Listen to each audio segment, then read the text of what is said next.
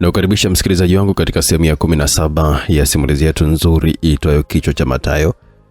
Katika sehemu ya 16 tulikuwa tumeishia pale ambapo mkurugenzi wa usalama wa serikali ya asili alikuwa amefika katika nyumba ya waziri mkuu. Alikuta ukimya ukiwa umetanda sana. Hodi humu, aliita lakini alikaribishwa na ukimya. Alitaka kuondoka, likamjia wazo la kupitia vyumba vingine walinzi pengine wamelala. Alipita katika vyumba vya kulala, hakukuta mtu. Katika chumba cha usalama alikuwa amekuta vikombe viwili vya kahawa. Alishika kikombe kimoja. Kahawa bado ina vuguvugu, jamaa inawezekana kwa amekwenda katika doria. Aliwaza na kutoka. Alisimama mlangoni akajaribu kuangaza lakini hakuona mtu yoyote. Alichukua simu akampigia tena waziri mkuu lakini simu ikawa haipatikani bado. Baada ya kutafakari akaamua kupiga hatua kuelekea katika jumba kubwa la Robert. Alitembea kwa tahadhari kubwa hadi alipokuwa amefikia jumba. Alinafika katika jumba lile hakukutana na mtu yoyote. Nje ya nyumba ile kulikuwa na magari kadhaa. Nadhani atakuwa katika kikao. Hasio magari yake.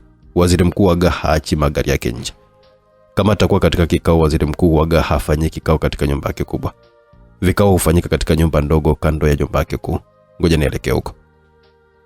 Dr. Mathayo Adams alikuwa amezunguka jumba la Robert na kuelekea katika nyumba iliyokuwa mita 50 kutoka nyumba kuu. Wakati akielekea katika nyumba ile ambayo Robert huitumia kwa ajili ya vikao akiwa yuko nyumbani, ghafla macho yake aliangaza kitu fulani ambacho kilikuwa kimelala katika nyasi laini. I am finished. Akimaanisha kwamba nimekwisha. Aliwaza baada ya kugundua kiumbe mkubwa aliyekuwa amelala pale katika majani laini. Kilichoendelea msikilizaji, twende pamoja kujua ni kiumbe gani huyo na ilikuwaje baada ya kufika katika nyumba hiyo. Mimi director lakini kwenye karamu ni Patrick CK. Simulizi Mix ndo andaaji. YouTube channel Simulizi Mix, WhatsApp 0677062012. Twende pamoja msikilizaji kujua nini kilejeli zaidi katika mwendelezo wa simulizi tamu kweli kweli inayokwenda kwa jina la Kichwa cha Mathayo. Unaambiwa aliwaza baada ya kugundua kiumbe mkubwa aliyekuwa amelala pale katika majani ni mbwa. Alisimama na kujiandaa kumkabili mbwa yule iwapo kama angemvamia. Kwa dakika moja alisimama kimwangalia mbwa yule lakini hakuonesha dalili yoyote ile ya kutikisika. Iweje huyo mbwa nimefika muda wote hapa hadi karibu yake lakini haonesha dalili za kutikisika. Aliwaza Dr. Mathayo. Kwa sekunde kadhaa kaelekeza macho yake kumtizama yule mbwa kwa umakini sana. Alihisi kupata ushawishi kutaka kumchunguza mbwa. Japo alikuwa ameogopa lakini sauti aliyosikia ndani mwake ilimtaka kumchunguza mbwa yule. Ilikuwa imemzidi nguvu, akajikuta akiwa anapiga hatua taratibu na kwa tahadhari kubwa akamsogelea. Alipiga hatua 3 akasimama na kutazama mbwa yule. Ambaye hakushtuka, kitu ambacho sio kawaida kwa mbwa wa aina ile. Dr. Mathayo alitoka simu yake akawasha kulunzi akamulika. Aliona kitu ambacho kilimfanya apige hatua moja zaidi kumsogelea yule mbwa. Alipomfikia mbwa yule hakushtuka. Alimulika kwa karibu zaidi, halafu akajaribu kumgusa kwa mguu wa kulia lakini mbwa yule hakushtuka. Alitumia nguvu zaidi kumgusa, hakushtuka. Alimsukuma kwa mguu ndipo akagundua mbwa yule alikuwa amekufa. Nini kimemuua mbwa huyo? Aliwaza na kugeuza shingo yake kutazama kila upande kama angeweza kuona mtu lakini hakuona mtu yote yule. Alinama na kumulika tena yule mbwa. Alimchunguza kwa umakini sana. Nini kimemuua huyo mbwa? Hana jeraha lolote ile wala dalili ya kufa kwa sumu. Alimchunguza zaidi akawa amegundua kitu katika shingo ya yule mbwa. Mbwa huyu ameminywa shingo yake. Mikono yenye nguvu ilimkaba huyo mbwa na kumua kimya kimya. Alihisi mwili wake ukiwa unapata baridi ya ghafla. Alisema kaangaza kila upande kama angeweza kuona mtu lakini kulikuwa kuna ukimya mkubwa. Huku akihisi uoga mkubwa, Dr. Mathayo alipiga hatua ndefu kuelekea katika nyumba inayotumiwa kwa vikao. Madirisha yalikuwa yanaonyesha taa za ndani zikiwa zinawaka. Alifika mlangoni akatega sikio kusikiliza kama kuna mtu ndani lakini hakusikia sauti yoyote ya mtu ndani. Alikiminya kitasa cha mlango ukafunguka kaingia ndani. Alipoingia aliona mlango wa chumba kinachotumika kwa mikutano ukiwa uko wazi. Ndani yake taa zilikuwa zinawaka, akanyata kaingia ndani ya kile chumba. Kikao kilikuwa kinaendelea humo. Aliwaza baada ya kuona maji yakiwa mezani na chupa nyingine zikiwa ziko tayari zimefunguliwa. Aliangalia sahani ya majivu iliyokuwa na kishungi cha sigara. Akakishika. Walikuwemo humo. Wamekwenda wapi? Alipoangalia sehemu mbele ambapo keti waziri mkuu, aliona miwani yake ya kusomea. Waziri mkuu Robert ana tatizo la macho, hivyo kila alipo lazima anakuwa na miwani yake ya kusomea. Amewezaje kuondoka bila miwani yake? Aliwaza. Alipochunguza zaidi aliona damu upande wa pili wa meza. Kwa kasa katoa bastola yake kwani alikusha hisi hatari. Kuna kitu kimetokea humo. Aliwaza huko akiwa anatemeka. Hakutaka kuendelea kukaa mle ndani, alitoka na kuanza kukimbia kurudi getini akiwa ameshika bastola lake mkononi. Alikuwa anakimbia huko akiwa anageuka nyuma kuangalia kama kuna mtu ambaye alikuwa anamfuata. Kuna uvamizi umefanyika hapa. Aliwaza kuelekea getini. Alivuka mlango mdogo wa geti akakimbia hadi katika gari, akaufungua mlango akarukia ndani. Tuondoke, alimwambia dereva wake ambaye aliwasha gari na kuliondoa mara moja. Daktari Mataya huku akihema haraka alichukua simu akaitafuta namba ya Mgaya akampigia. Mgaya, mko wapi? Tuko njiani tunaelekea nyumbani kwa waziri mkuu, tumekaribia kufika. Ninawasubiri njiani. Fanyeni haraka sana, mkiliona gari langu simameni, alisema Dr. Mataya na kukata simu akitafuta namba ya simu ya Makaveli akampigia. Samani, mtumiaji wa simu uliyempigia anaongea na namba nyingine. Tafadhali subiri au jaribu tena baadaye. Come on Makaveli, halafu alisema na kukata ile simu. Natamani kumpigia simu rais kumfahamisha ambacho nahisi kimetokea nyumbani kwa waziri mkuu, lakini na sita. Ngoja kwanza nijiridhishe zaidi kuhusu kile nilichokiona, baada ya hapo ndo nimpigie. Hakuna shaka umefanyika uvamizi nyumbani kwa waziri mkuu. Nani kafanya uvamizi ule na waziri mkuu yuko wapi? Alijiuliza, halafu akamtaka dereva wake kusimamisha gari kando ya barabara ili kuwasubiri wakina Mgaya. Twende Jiva Lodge msikilizaji na jambo letu. Mlango ulifunguliwa, jamaa mmoja akajitokeza katika kibaraza ambacho jamaa mwingine alikuwa amevalia suruali nyeusi na koti la suti la blue alikuwa akizungumza na simu. Jamaa aliyekuwa akizungumza na simu aligeuka akamtizama yule aliyekuwa amefungua mlango. Boss Makaveli, kuna tatizo, alisema kwa kunong'ona jamaa aliyekuwa amefungua mlango. Baby, nitakupigia simu baadaye tutazungumza zaidi, alisema Makaveli akakata simu na kuiweka mfukoni. Kuna nini Mudi? aliuliza Makaveli. Kuna tatizo jingine limetokea, alisema jamaa aliyekuwa amefungua mlango. Tatizo gani tena? Baada ya umeme katika ghafla na kurudi, limetokea tatizo, kamera zetu hapa hazifanyi kazi. Hazifanyi kazi? Ndio. Nini kimetokea? aliuliza Makaveli huku akiwa anapiga hatua kuelekea ndani. Waliingia katika chumba kikubwa kilichokuwa na runinga kadhaa pamoja na runinga moja kubwa iliyokuwa inachukua nafasi ya ukuta wa upande mmoja wa chumba. Katika runinga hiyo kubwa kulionekanika picha kutoka katika kamera mbalimbali. Nini kimetokea hadi kamera zifanye kazi? Sijajua nini tatizo. Imetokea ghafla tu baada ya umeme kurejea. Awali tulipoteza kamera za nyumbani kwa waziri mkuu. Sasa hivi tunapoteza kamera zetu za hapa ofisini. Niki naendelea leo. Kuna tatizo gani katika mfumo wetu? Akauliza Makaveli akiwa ameshika kiuno akitazama runinga kubwa.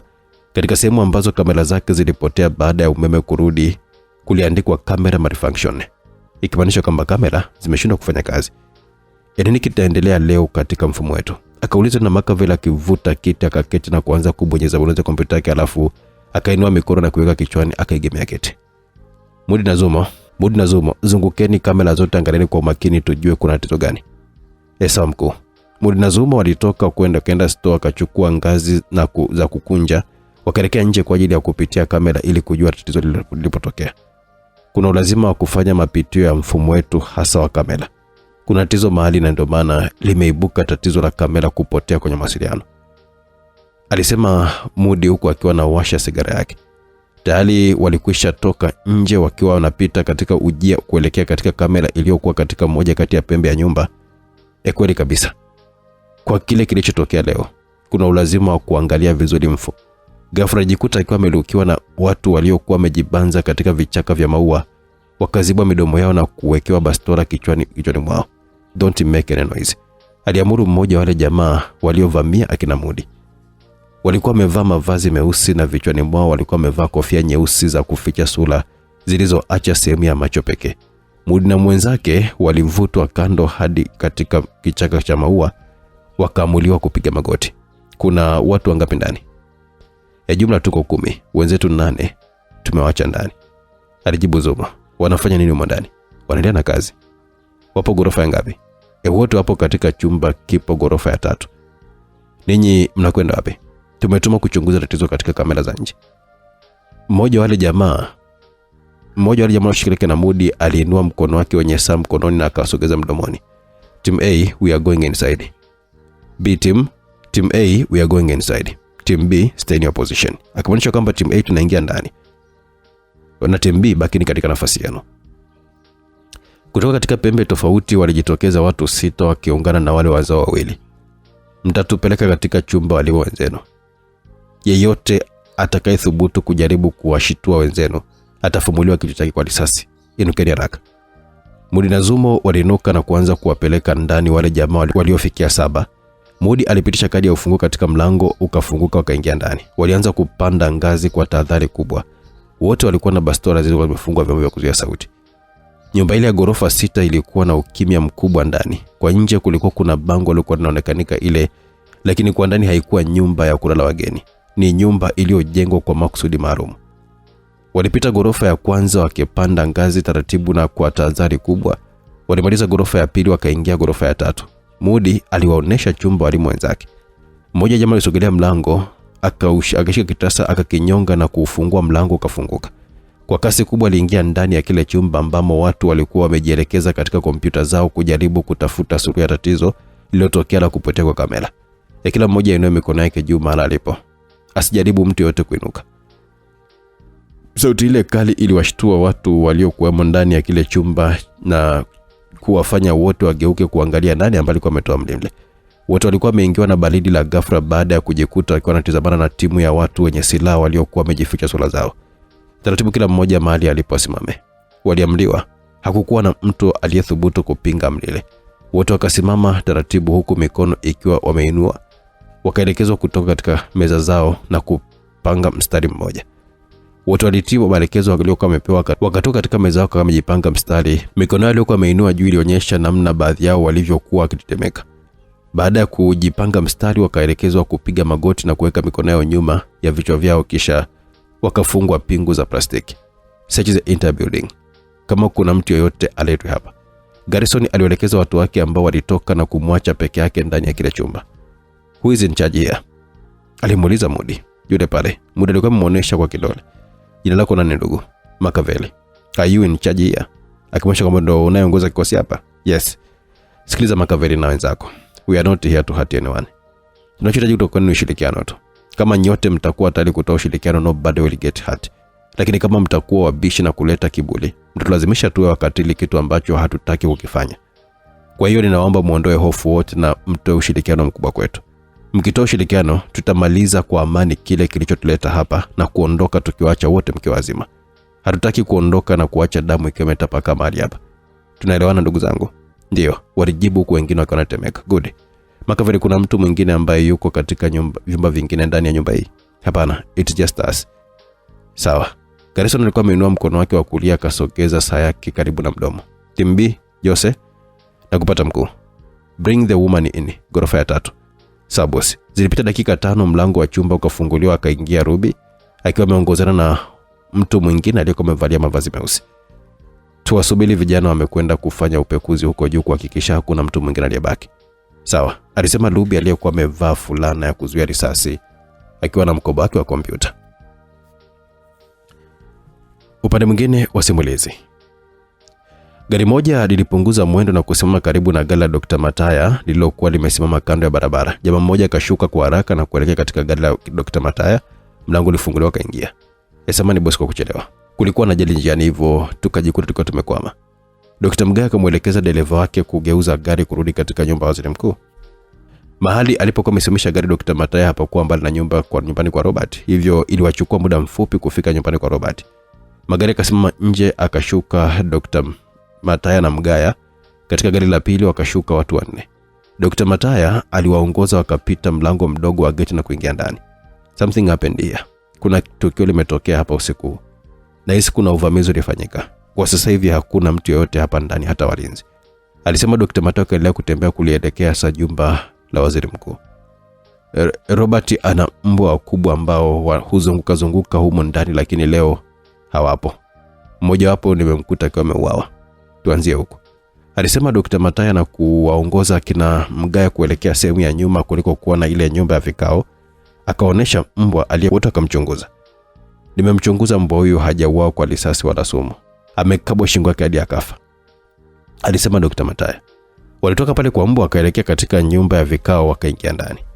Kuna kila dalili vikao kilikuwa kinaendelea huko ndani, alisema Dr. Mataya na kuelekea mbele ya meza katika kiti ambacho hukalia Robert. Hii ni miwani ya kusomea Robert ambayo huaga nayo kila mara na kwenda. Sitaki kukubali eti aliondoka na kuiacha hapa. Kitu kingine, mkiangalia upande ule pale kuna damu kuashiria kuna tukio lilikuwa limefanyika hapa. Mimi sio mgeni wa nyumba hii. Nimekuja mara nyingi usiku na mchana. Mahali hapa uwaga kuna ulinzi muda wote, lakini usiku hakukuwa na ulinzi wote ule. Dr. Mataya nyamaza. Kuna tukio lilotokea hapa nilazimisha nije huku usiku. Nilipopigiwa simu na mkuu wa kituo chetu cha kikuu cha mawasiliano na usalama, akanijulisha kuwa walikuwa wamepoteza mawasiliano ya kamera pamoja na simu zake zote. Ni jambo ambalo halijawahi kutokea, na ndio maana ililazimu nije hapa kuangalia kama kuna tatizo. Baada ya kufika hapa, nikakutana na hali hii hapa. Mzee, nakubaliana na wewe, hapa limetokea tukio la uvamizi, alisema Mgaya. Ninataka tujiridhishe kwanza, tuzunguke na kukagua eneo lote ili kuona kama kuna mtu ambaye ameuawa au amejeruhiwa. Baada ya hapo tuingie ndani tukague chumba kimoja baada ya kingine, tujiridhishe kama kuna mtu amejificha. Mgaya na watu wake mara moja walikuwa wametawanyika na kulikagua eneo kuzunguka nyumba ya waziri mkuu. Ni zoezi lilokuwa limechukua dakika 10, kisha wakarejea mara walipomwacha Dr. Mataya. Mzee, hatujaona mtu yote yule, ila tumefanikiwa kupata mwili mwingine wa mbwa ambaye ameuawa kama alivyouawa yule mwingine. Sawa, tuelekee ndani tukague chumba baada ya chumba. Wote kama elekea katika nyumba kuu kwa ajili ya ukaguzi. Mlango ulifunguliwa kama ameingia ndani, sehemu ya chini kila kitu kilionekanika kiko mara pake. Ukaguzi ukaendelea hadi ghorofa ya 4, wakipita chumba hadi chumba. Hadi walipokuwa maliza ukaguzi hawakufanikiwa kumpata mtu yote yule. Dr. Mataya akachukua simu yake akampigia rais. Mkurugenzi, habari za muda, una karibu kwa taarifa kama unayo. Mheshimiwa Rais, kwanza ninaomba samahani kwa usumbufu usiku. Usiare, umekwenda nyumbani kwa waziri mkuu? Ndio Mheshimiwa Rais. Hata sasa hivi bado niko hapa. Waziri mkuu umemkuta? Mheshimiwa Rais, kuna tatizo. Dr. Mataya mweleza rais kile alichokikuta nyumbani kwa Robert. Ukatanda ukimya. Mheshimiwa Rais, aliita Dr. Mataya baada ya ukimya kutanda. Umenishtua sana mkurugenzi kwa hii taarifa ulionipa. Una hakika ni uvamizi umefanyika mahali hapo? Ndio Mheshimiwa, waziri mkuu amevamiwa kutokana na mazingira tuliyoyakuta hapa. Kinachotuumiza vichwa, hatujui mahala aliko yeye na familia yake. Unahisi hao wavamizi wameondoka na waziri mkuu? Siwezi kusema moja kwa moja kwamba wamemchukua au hawajamchukua. Tunahitaji kufanya kwanza uchunguzi. Nakushangaa sana Dr. Mataya kwa sababu jambo kama hilo halihitaji mtu kuwa jasusi ili aweze kuunganisha picha na kupata picha moja kubwa. Umeniambia kwamba kamera za nyumbani kwa waziri mkuu zilitoweka katika mfumo alafu zikarejea baadaye. Hicho ni kiashiria cha kwanza kabisa kuonesha kwamba namna mpango wa kumvamia Robert ulivyokuwa umepangwa. Wavamizi walikuwa wamefahamu nyumbani kwa Robert kuna kamera na wangeweza kuonekanika na kujulikanika, hivyo kitu cha kwanza walichokifanya ilikuwa ni kuzima kwanza kamera ili waweze kuingia bila kuonekana. Baada ya kuvamiwa walimchukua Robert wakaondoka naye, na ndipo kamera zikarejea katika mfumo wetu. Kwa hiyo Dr. Mataya, nataka ufahamu kwamba waziri wetu mkuu ametekwa. Jambo muhimu kwa sasa hivi ni kumtafuta kwa nguvu zote kujua mahali alipo ili aweze kuokolewa, kwani hatujui hao watekaji wana lengo gani naye. Mheshimiwa Rais, hapa nyumbani kwa waziri mkuu kuna aina 2 za kamera. Zipo zinazoonekana na zipo kamera za siri ambazo wanaweza kuzizima ni watu walio katika kituo chetu cha kati cha mawasiliano na usalama wa mawasiliano. Kwa maelezo niliyopewa na Makaveli ni kwamba hata hizo nazo pia zilitoweka katika mfumo, jambo ambalo linawashangaza hadi sasa hivi namna jinsi lilivyoweza kutoweka. Dr. Mataya, nisikilize. Jambo hili haliwezi kufanikiwa bila msaada wa watu wetu wa ndani. Kama kulikuwa na kamera za siri ambazo wanaweza kuzizima na kuziwasha ni watu wetu wa control center, basi hao ndio ambao waliozima kamera hizo au waliwasaidia wavamizi kuzizima hizo kamera. Kumbuka hivi sasa tupo katika vita kubwa na Mataya na genge lake. Hatuna maadui wengine. Na hisi pengine hao ndio waliofanya uvamizi nyumbani kwa waziri mkuu. Kama ni hao, basi lazima wanashirikiana na watu wetu. Nina uhakika mkubwa sana kuna watu wetu ambao wanashirikiana na Mataya Murumbi. Kwa miaka mingi kumekuwa shwari kabisa tukifanya shughuli zetu kwa amani bila tatizo lolote ile. Hadi Mataya Murumbi alipokuwa amebuka ndipo yalipoanza matatizo. Mataya Murumbi lengo lake ni kuifahamu na kuiangusha serikali kuu. Hivyo kuna uwezekano mkubwa ndiye aliyevamia makazi ya Robert na kumteka. Nataka haraka sana vijana wote wa control center walio kazini usiku huu wa leo na wale walio nyumbani wakusanywe pamoja na uchunguzi ufanywe. Ajulikanike mtu aliyesaidia jambo hili. Nina uhakika kabisa mkubwa kuna mtu anaye control department ameshiriki katika jambo hili, na huyo ndiye ambaye atakayetuongoza kujua mara alipo Robert.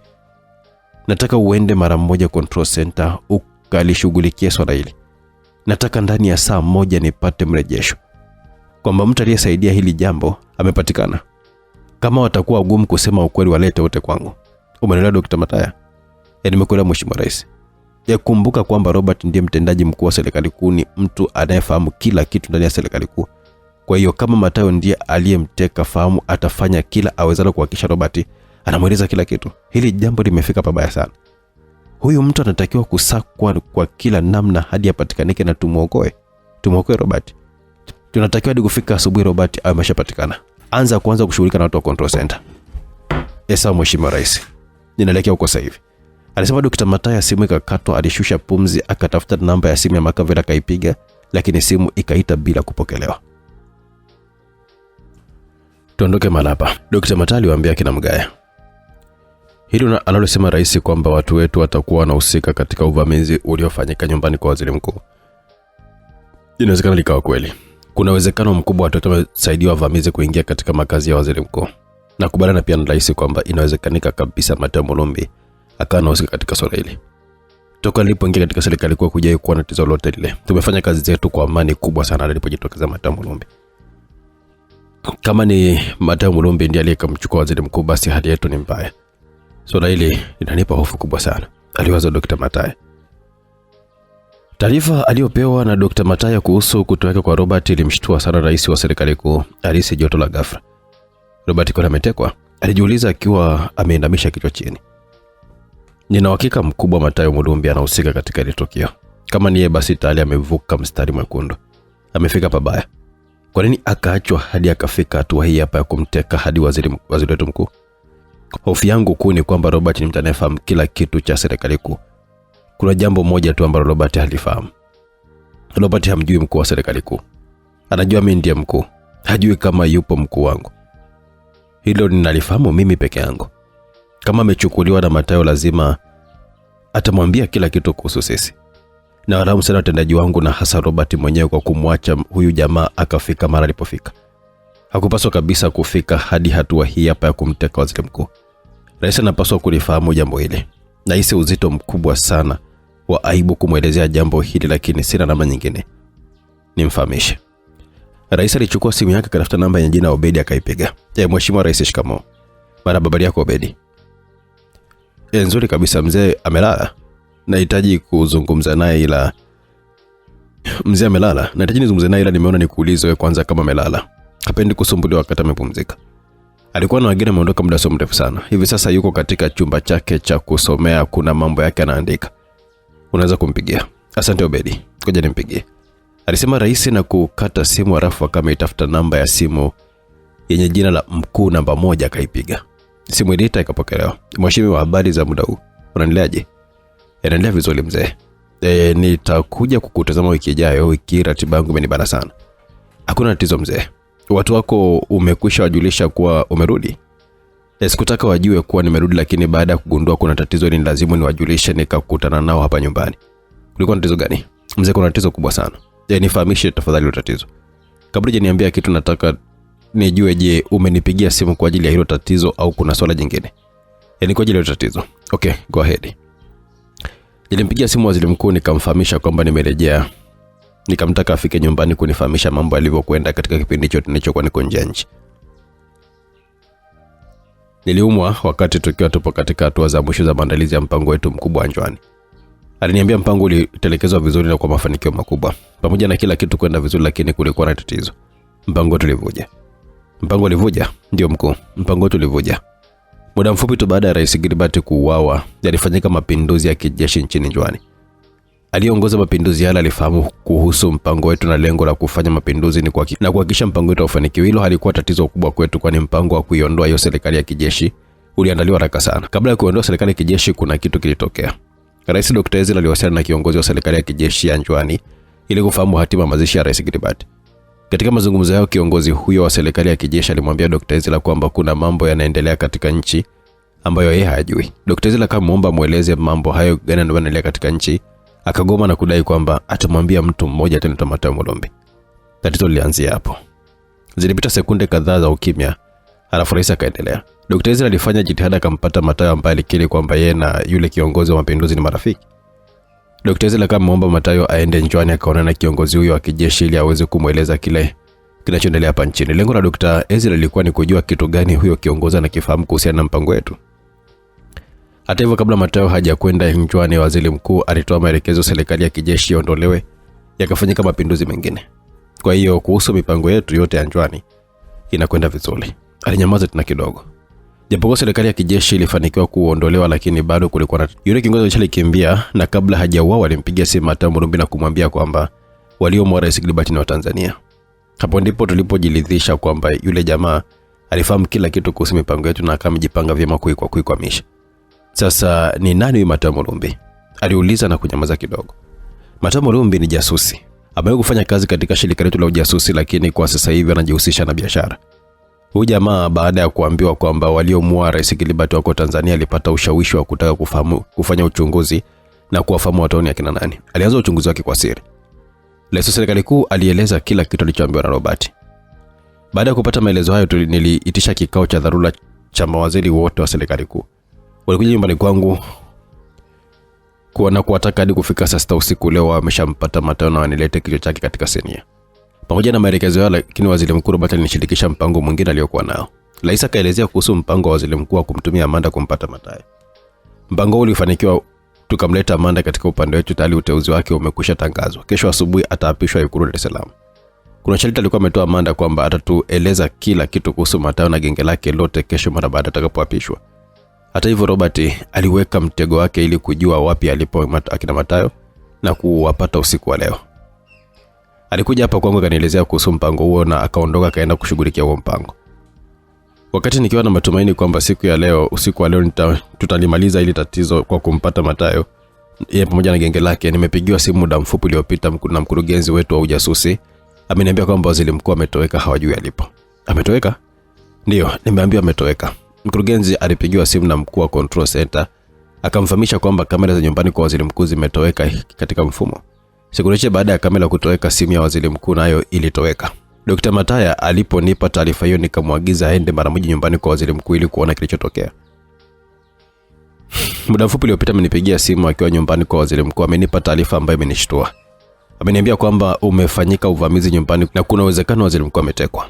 Ulitanda ukimya. Waziri mkuu ametekwa? Ndio mzee, kwa mazingira yalivyo nyumbani kwake kuna kila sababu ya kuamini kwamba waziri mkuu ametekwa. Hakuna mwingine anayeweza kufanya tukio hilo zaidi ya Matayo Mulumbi. Nimetoa maelekezo afanye kila linalowezekana kuhakikisha kwamba kabla ya mapambazuko waziri mkuu amepatikana na Matayo Mulumbi amepatikana. Nimeona nikupigie nikufahamishe kile kinachoendelea hivi sasa. Ukimya ulitanda tena. Hili swala ni kubwa, alisema mtu aliyekuwa akizungumza na rais wa serikali kuu. Hili swala ni kubwa, akarudia tena. Ninashangaa sana kwa swala hili kuachwa hadi kufikia hatua hii. Nchini yetu mna kila kitu cha kuwawezesha kulimaliza swala hili mara moja, lakini sielewi kwa nini swala hilo likaachwa hadi likafikia hapa. Narudia tena kwamba swala hili limekuwa kubwa. Nimekubaliana na wewe pia kwamba hakuna mwingine aliyemteka waziri mkuu zaidi ya Matayo Mulumbi. Huyu jamani mtu hatari sana ambaye anatakiwa kushughulikiwa kwa haraka sana kabla hajaleta madhara makubwa kwetu. Ulipita tena ukimya. Kuna mengine nataka kufahamu kuhusiana na swala hili, lakini sio kwa sasa. Kwa sasa hivi tuko katika dharura, hivyo tunaweka kila kitu kando na kulishughulikia swala hili kwa haraka sana. Baada ya kumaliza nipotapowajibishana. Kabla sijasema kile ambacho tunatakiwa kukifanya kwa sasa hivi, nataka kujua je, huyo mkurugenzi ambaye Robert unaweza kuwasiliana naye? Kwa bahati mbaya sina namba yake ya simu. Alikuwa anawasiliana na Robert. Nimeuliza hiyo kwa sababu kama ungelikuwa na namba yake ya simu, ingelikuwa rahisi kuendeleza mpango wa Robert. Naweza kuitafuta hiyo namba, lakini sina hakika kama atanielewa kwa sababu sio mimi niliyezungumza naye. Wakumpa maelekezo hapa na Rais Dr. Ezra. Kwa bahati mbaya sijawahi kuwasiliana wala hata kuona Dr. Ezra kama taratibu zinavyoelekeza. Amekuwa anawasiliana na Robert. Kama nilivyosema kwamba tupo katika dharura, hivyo kuna taratibu nyingine lazima zivunjwe ili tuweze kulimaliza hili swala. Itakulazimu kwa mara ya kwanza uzungumze na Dr. Ezra, au ikiwezekanika uonane naye kabisa ana kwa ana ili afahamu kile kinachoendelea na umpe maelekezo ni cha kufanya. Kwa kupitia kwake itakuwa ni rahisi kuendeleza mpango wa Robert wa kumtumia huyo katibu mkuu kiongozi mpya wakati juhudi za kumtafuta Robert zikiendelea. Ukimtumia Dr. Ezra itakuwa rahisi zaidi. Hiyo ni njia ya kwanza ambayo kama haitakuwa na mafanikio, tumia njia ya pili ambayo ni kuitumia serikali wakilishi kumtafuta Matayo kwa ajili yetu. Serikali watafanyaje ili kumpata Matayo? Ni kumfanya kuwa adui wa taifa na kupelekea kila Mtanzania kumsaka Matayo Mulumbi. Kwa njia hiyo atapatikanika kirahisi zaidi. Hata kuwa na mahali pa kukimbilia na atashindwa kuendelea mipango yake dhidi yetu. Akaeleza kwa kirefu mpango aliopendekeza utumike katika kumtafuta Mathayo Murumbi na kumpata kwa haraka. Mzee, asante sana kwa ushauri huu, nitaufanyia kazi usiku huu. Sawa, nina hakika huyu jamaa atadhibitiwa mara moja. Si ni serikali kuu, hivyo hawezi kushindana nasi hata kidogo. Utanipa mrejesho pale utakapokuwa umeyafanyia kazi hayo niliyokushauri. Waliagana na simu ikawa imekatwa. Jiva Lodge. Jengo lote la Jiva Lodge lilikaguliwa na kupatikanika mtu mwingine. Tumezunguka kila mahali, hakuna mtu mwingine yote anayepatikana. Mmoja wa watu waliokuwa wametumwa kufanya uchunguzi katika sehemu nyingine ya nyumba alitoa taarifa. Vizuri, sasa nataka kuzungumza na nyinyi kidogo ndugu zangu. Na ukumbusha tena kwamba hatuna lengo la kumuumiza mtu yote hapa. Tunachohitaji ni ushirikiano wenu. Lakini kama mtakuwa na viburi na hamtataka kushirikiana na sisi, hapo tutakuwa ni watu wabaya sana. Umenielewa? Ndio, walijibu. Nataka kufahamu nini ambacho kinaendelea mahali hapa. Makaveli, wewe ndiye kiongozi wa hapa, nataka unijibu swali hilo kwa mara moja. Sisi hapa ni waajili watu. Makaveli akajibu. Nafahamu mmeajiliwa, hivyo nataka kujua mmeajiliwa kufanya kazi gani hapa. Usiniambie mmeajiliwa kukaa tu humu ndani bila kazi yoyote ile. Kazi gani mnayoifanya humu ndani? Makaveli alibaki kimya. Mnafanya nini humu ndani na hizi kompyuta zote hizi? Makaveli aligeuka kwa watazama wenzake. Sema ukweli, si tuingize katika matatizo sisi. Mwanamke mmoja alimwembamba mfupi alisema. Na tunaonekanika hutaki matatizo. Unaitwa nani? Suzana. Suzana, nataka utuambie hapa mnafanya kazi gani? Kaka, mimi nitasema ukweli. Hapa ni kituo cha kati cha kupokea na kuongoza na kudhibiti usalama wa mawasiliano ya viongozi. Mnadhibiti mawasiliano ya viongozi gani? Mawasiliano ya viongozi wa serikali kuu. Viongozi gani wa serikali kuu mnaowadhibiti mawasiliano yao hapa? Ruby aliuliza. Kuanzia waziri mkuu na wengine wote waliomo katika serikali kuu. Suzana kajibu. Ukifunguliwa pingu sasa hivi hapa unaweza ukanionyesha kila kitu namna mnavyokuwa mnafanya kazi yenu hapa? Ruby akamuuliza. Ndio dada. Nitakuonesha kila kitu, sitaki kuingia katika matatizo na kumwacha mwanangu mdogo. Una mtoto? Ndio, nina mtoto wa mwaka mmoja. Mfungue pingu tafadhali. Ruby alikuwa ameelekeza na Suzana kama amefunguliwa pingu. Anaonyesha kila kitu kinavyofanyika huko ndani. Suzana alikuwa ameanza kumuonesha Ruby kazi wanazozifanya, na wakati zoezi hilo lilikuwa linaendelea, simu ikaita. Ni simu ya nani inaita? Simu ya Makaveli. Suzana kajibu. Dr. Mataya ni nani? Ruby alikuwa ameuliza baada ya kuichukua simu ya Makaveli na kutazama jina la mpigaji. Yumo katika serikali kuu, ni mkurugenzi wa ujasusi. Suzana alijibu. Makaveli akapewa maelekezo, halafu simu ikapokelewa kwa sikioni. Halo mkurugenzi, alisema Makaveli. Mbona upokee simu nikikupigia? Akauliza Dr. Mataya kwa ukali. Samani mzee. Sio swala la samani. Nataka unipe sababu kwa nini hutaki kupokea simu. Mzee, nilikuwa niko mbali na simu uliponipigia. Sitaki tabia hii jirudie tena. Unapaswa kupokea simu haraka sana ninapokupigia. Tupo katika kipindi kigumu sana sasa hivi. Samani mzee, haitajirudia tena. Asa nisikilize, ninakuja hapo ofisini kwenu. Nataka uwapigie simu watu wote wa idara yako walio nyumbani wafike ofisini sasa hivi. Kuna dharura kubwa sana. Ninataka kuzungumza na nyinyi wote. Sawa mzee, anza kuwapigia simu sasa hivi wote wafike hapo ndani ya nusu saa. Alisema Dr. Mataya na kukata simu. Kuna watu wangapi ambao hawako kazini muda huu? Garrison kauliza. Wako 18. Utafanya kama ulivyoelekezwa, utawapigia simu wote waje hapa mara moja. Twende katika chumba kingine ukawapigia simu. Ruby akaendelea kupokea maelekezo kutoka kwa Suzana. Alisema Garrison akimuinua Makaveli, wakatoka na kuelekea katika chumba kingine. Upande mwingine wa simulizi, simu ya Dr. Ezra Rais iliita, akainuka kaichukua na kutazama mpigaji. Jina la mpigaji likasomeka serikali kuwani. Sura yake ilibadilika ghafla, akapata uoga wa ghafla. Hata mara moja sijawahi kupigiwa simu na rais wa serikali kuu. Nilipewa namba hii hapa nihifadhi katika simu yangu, lakini nisiipige. Niliambiwa kama rais akihitaji kuwasiliana na mimi atapiga yeye mwenyewe na atanipigia kama kuna jambo kubwa. Leo ni mara ya kwanza amenipigia, kuna nini? Alijiuliza Dr. Ezra akiwa ameshika simu mkononi akaendelea kuita. Akaamua kuipokea. Mheshimiwa Rais, alisema Dr. Ezra baada ya kuipokea simu. Dr. Ezra, habari za usiku. Ilikuwa ni mara ya kwanza kwa Dr. Ezra kuisikia sauti nzito ya rais wa serikali kuu. Habari ni nzuri Mheshimiwa Rais, alisema Dr. Ezra na kukohoa kidogo. Nafurahi kusikia hivyo. Nimefurahi pia kusikia sauti yako kwa mara ya kwanza Mheshimiwa Rais.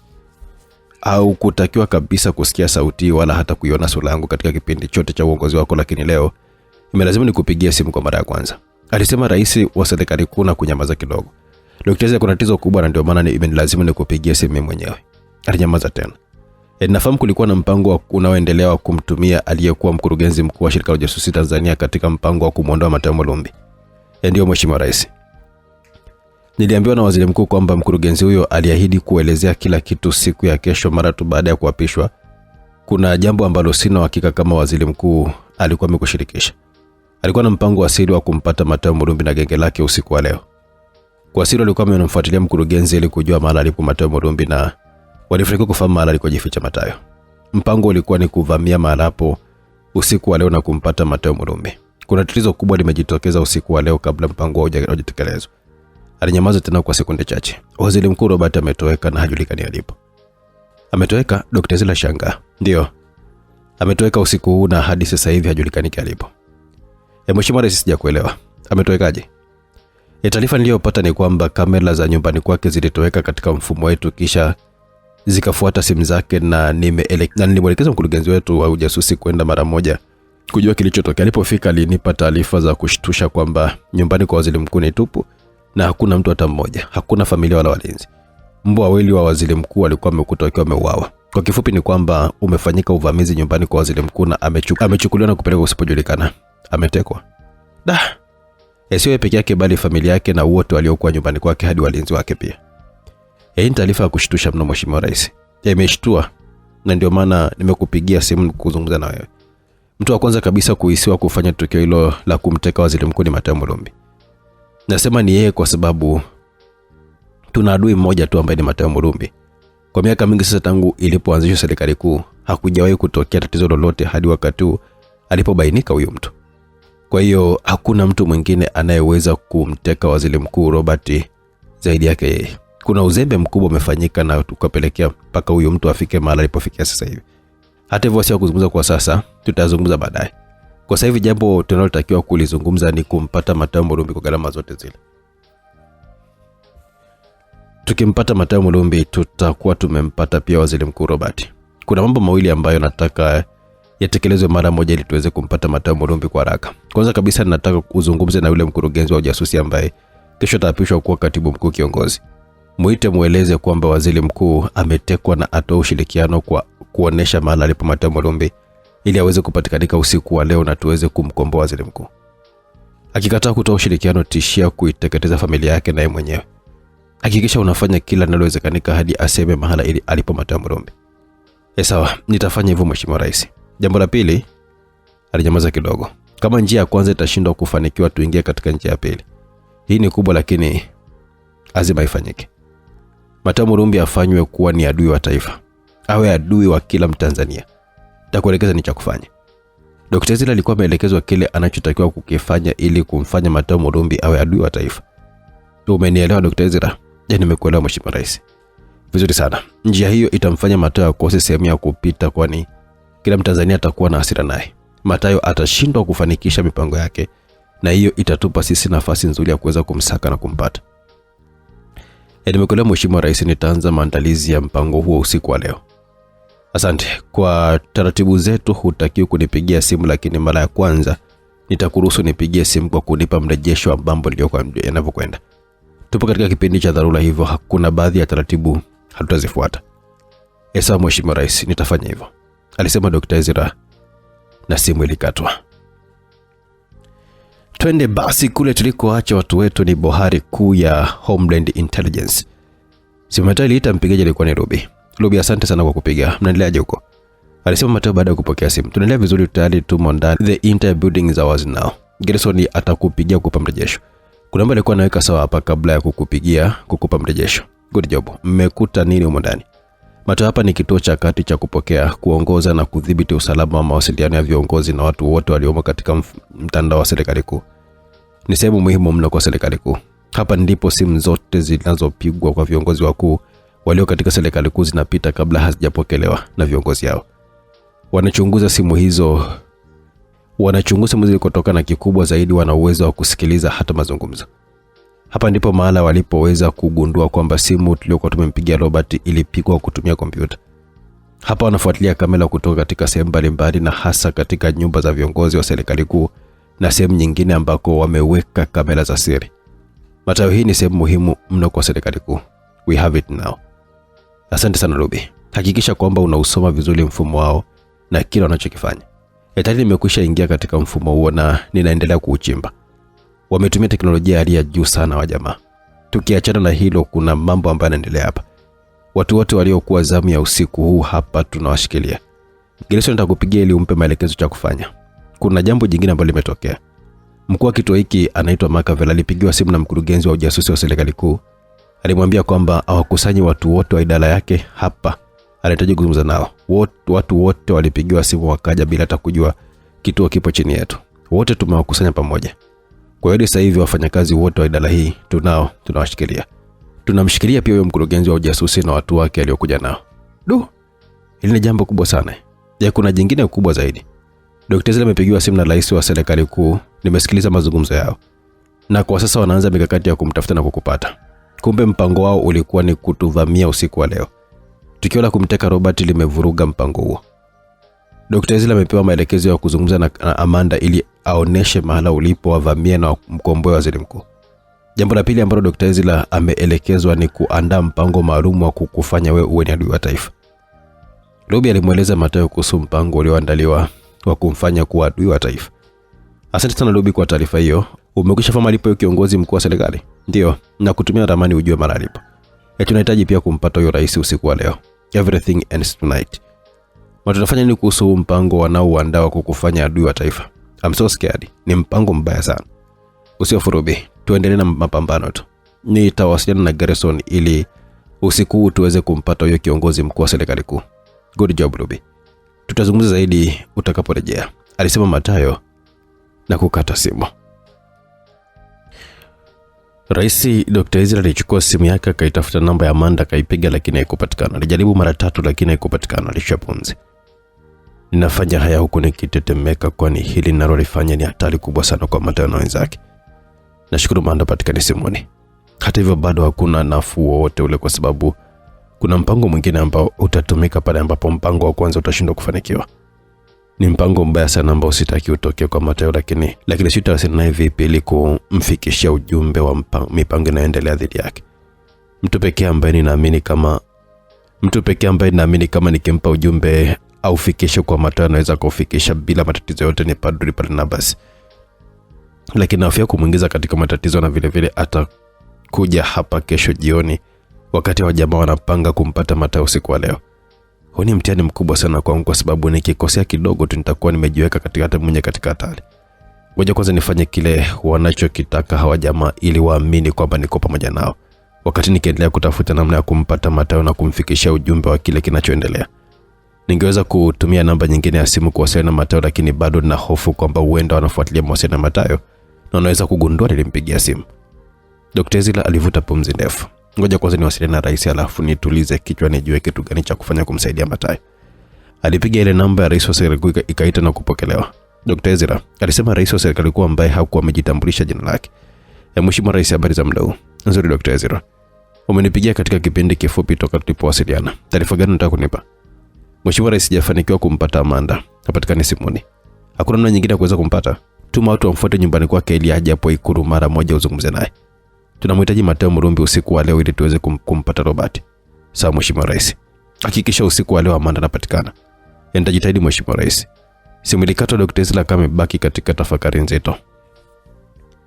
Nitampata wapi Amanda? Je, atakuwa nyumbani kwake? Ngoja nimtume mtu nyumbani kwake wajaribu kumwangalia kama watamkuta. Tukirudi upande wa Mathayo, alizama katika tafakuri nzito baada ya kuzungumza na Ruby simuni. Pamoja na mipango mibaya dhidi yetu lakini hakuna kukata tamaa. Tutaendelea kupambana hadi tu liangushe genge lote la wahuni. Kiama chao kimefika. Alichukua simu akampigia Gerson. Gerson, unaendeleaje huko? Bosi, samani kwa kuchelewa kukupa mrejesho kwa kile kinachoendelea hapa. Kuna mambo tulikuwa tunayaweka sawa hapa. Tayari tumekwisha ingia katika hili jengo ambalo kwa nje inaonekana ni nyumba ya kulala wageni lakini kwa ndani ni jengo lenye ofisi mbalimbali. Hapa ni kituo wanacho escape that party Gerson. Tayari Ruby amekwisha nieleza kila kitu kuhusu kinachofanyika hapo. Watu wangapi ambao mnawashikilia hapo sasa hivi? Yaani zaidi ya watu 20. Wote wanaofanya kazi mahali hapa tunawashikilia. Kiongozi wao alipewa maelekezo ya kuwaita wote na kuwataka waje hapa bila kujua kama tayari ofisi yao ilikuwa ipo katika mikono yetu. Walipofika wote tuliwaunganisha na wenzao. Tunaye pia mkurugenzi wa idara yao ya ujasusi. Kanzuri sana Garrison. Ninataka watu hao waondolewe hapo. Ninamwelekeza mtu mmoja ataleta gari la kubeba mizigo hapo mlipo, halafu atawakabidhi na kuwaleta huko bohari. Watu 3 watabaki na Ruby hapo bohari kumlinda hadi atakapomaliza kazi yake. Sawa bosi. Matari kwa amekata simu akapiga sehemu nyingine na kutoa maelekezo kwa mtu fulani, akapeleka gari Jivaroj mahala walipo akina Garrison. Kisha toa maelekezo, aliingia ndani akamfanyia ishara Gosogoso ambaye alikuwa ameacha mara moja kile alichokuwa anakifanya, akamfuata Matayo nje. Walikwenda kuketi katika viti vilivyokuwa chini ya mti. Nimezungumza na Garrison na Ruby amefanikiwa tayari kuingia katika lile jengo na kujua kile kinachoendelea mle ndani. Kama nilivyokuwa nimehisi, ile sio nyumba ya wageni, kuna shughuli nyingine kabisa na muhimu sana kwa genge la wahuni inafanyika mle ndani. Matayo alimweleza Gosogoso kile ambacho kinafanyika katika ile nyumba. Jamaa wamejiweka vizuri sana kuhakikisha wanakuwa salama muda wote, Gosogoso alisema. Wako vizuri. Wamejitahidi sana katika kuhakikisha kwamba wanakuwa salama. Hata hivyo bado hawako salama. Hadi sasa hivi tumekwisha piga hatua kubwa katika mpango wetu wa kupambana na hili genge.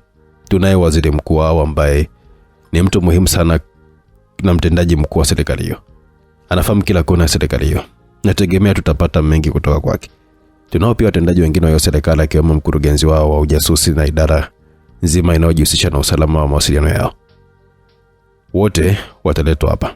Tutawahoji na tutafahamu mengi. Matayo, tumepiga hatua kubwa sana kwa kipindi kifupi. Kweli ni hatua kubwa, lakini bado tuna mlima mrefu wa kupanda. Hadi sasa hivi tayari wamekwisha fahamu kwamba waziri wao mkuu ametekwa na wanaamini kwamba tunahusika na utekaji huo. Wameweka mikakati mikubwa sana kuhakikisha ndani ya kipindi kifupi wanafanikisha kutumaliza na kumkomboa waziri mkuu.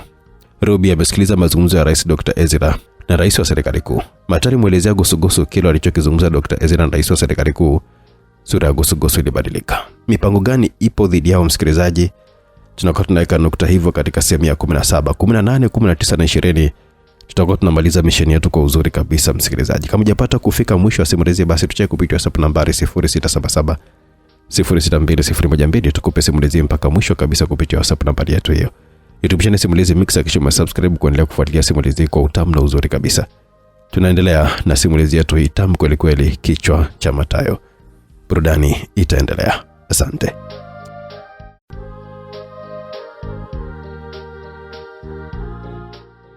Karibu msikilizaji katika sehemu ya 18 ya simulizi yetu nzuri iitwayo Kichwa cha Matayo. Katika sehemu ya 17 tulikuwa tumeishia pale ambapo Matayo alikuwa anazungumza na Gosogoso. Alikuwa anampa taarifa Gosogoso. Nimezungumza na Garrison na Ruby amefanikiwa tayari kuingia katika ile jengo na kujua kile kinachoendelea mle ndani. Kama nilivyokuwa nimehisi, ile sio nyumba ya wageni. Kuna shughuli nyingine kabisa na muhimu sana kwa genge la wahuni inafanyika mle ndani. Matayo mueleza Gosogoso kile ambacho kinafanyika katika ile nyumba. Jamaa amejiweka vizuri sana kuhakikisha wanakuwa salama muda wote, Gosogoso alisema. Wako vizuri, wamejitahidi sana katika kuhakikisha wanakuwa salama. Hata hivyo bado hawako salama. Hata sasa hivi tumekwisha piga hatua kubwa sana katika mipango yetu wa kupambana na hili genge. Tunaye waziri mkuu wao ambaye ni mtu muhimu sana na mtendaji mkuu wa serikali hiyo. Anafahamu kila kona ya serikali hiyo. Nategemea tutapata mengi kutoka kwake. Tunao pia watendaji wengine wa hiyo serikali akiwemo mkurugenzi wao wa ujasusi na idara nzima inayosimamia masuala ya usalama na mawasiliano. Wote wataletwa hapa. Tutawahoji na kufahamu mengi. Matayo, tumepiga hatua kubwa sana kwa kipindi kifupi hiki. Kweli hatua kubwa, lakini bado tuna mlima mrefu wa kupanda. Hadi sasa hivi tayari wamekwisha fahamu kuwa waziri mkuu wao ametekwa na wanaamini tunahusika na utekaji huo. Wameweka mikakati kubwa sana kuhakikisha ndani ya kipindi kifupi wanafanikisha kutumaliza na kumkomboa waziri mkuu. Ruby amesikiliza mazungumzo ya Rais Dr. Ezra na rais wa serikali kuu. Mataka mueleza Gosogoso kile alichozungumza Dr. Ezra na rais wa serikali kuu. Sura ya Gosogoso ikabadilika. Kilichoendelea, msikilizaji, usikose kuwa nami katika sehemu hii hapa ya 18 kujua nini kiliendelea. Kwa utulivu na mengi ya kusimulia, msikilizaji, unaipata kupitia YouTube channel Simulizi Mix, WhatsApp 0677062012. Tukiwa tunaelekea mwishoni mwa simulizi yetu, kwani itaishia sehemu ya 20. Tunaendelea tulipokuwa tumeishia. Mashetani hawa kweli wanataka kufanya hivyo? Ndio, wanayo nguvu ya kufanya hivyo. Lengo lao ni kunifanya kuwa adui wa taifa Wanajua kufanya hivyo watanizuia mimi kutokuendelea na mipango yetu. Tunafanyaje Mathayo kuhusiana na mpango huo? Ni mpango mbaya kabisa, na kweli wanaweza wakafanikiwa kurudisha nyuma juhudi zetu za kukabiliana nao. Hii ni vita na tunapigana na adui mwenye nguvu kubwa. Katika uwanja wa vita kila mbinu ya ushindi lazima itumike, hata kama ni mbinu chafu. Hata hivyo, pamoja na ukubwa na nguvu yao, lakini tutakabiliana nao. Tutatumia nguvu yetu ndogo kukabiliana nao. Kwa uwezo wetu huu mdogo tayari tumefanikiwa kumpata waziri mkuu wao na watendaji wengine. Kwa hiyo msiogope wala kutishwa na ukubwa wao na nguvu yao. Pamoja na nguvu yetu ndogo, lakini tunaweza kulibomoa hili genge la wahuni, japo halitakuwa jambo jepesi. Tutakumbana na misukosuko mikubwa, lakini tusikate tamaa wala kuogopa. Tuendelee kuwakabili. Kabla mpambazuko, nataka tuwe tumempata rais wao. Tarirubi amekwisha fuatilia na kujua mahali alipo, hivyo usiku huu atapata wageni. Na pia ataletwa hapa. Mathayo, nashukuru kwa kunifahamisha kinachoendelea. Naomba ufahamu kwamba mimi ni mpiganaji na hata siku moja siwezi kukata tamaa kwa kuogopa mtu yote yule. Tuendelee kuwakabili wahuni. Nielekeze tafadhali nini cha kufanya. Nina hasira mno na hawa jamaa. Kwa sasa hivi tunaingia katika hatua ya mahojiano. Mtu wa kwanza kabisa kuzungumza naye ni Waziri Mkuu Robert. Hata hivyo italazimu tuwasubiri kwanza akina Garrison waje ili ni watume waelekee nyumbani kwa rais wa serikali kuu. Wakati wakielekea huko, sisi tutaendelea kumhoji waziri mkuu. Sawa Mathayo, naomba kamlete hapa Amanda. Nataka kuzungumza naye. Gusagusa alirejea ndani na kumchukua Amanda na kumpeleka mahali alipo Mathayo. Bado mikononi alikuwa amefungwa pingu. Anikafa akimaanisha kama afungue pingu. Mathayo mkaweza Gusagusa mbali kata pingu za plastiki alizokuwa amefungwa Amanda. Nenda kaendelee na kazi uliyokuwa unaifanya. Nikimaliza mazungumzo nitakuita. Mathayo mwambia Gusagusa mbali rejea ndani, akiwaacha Mathayo na Amanda pale nje. Kimya cha dakika 2 kilipita, halafu Mathayo akasema,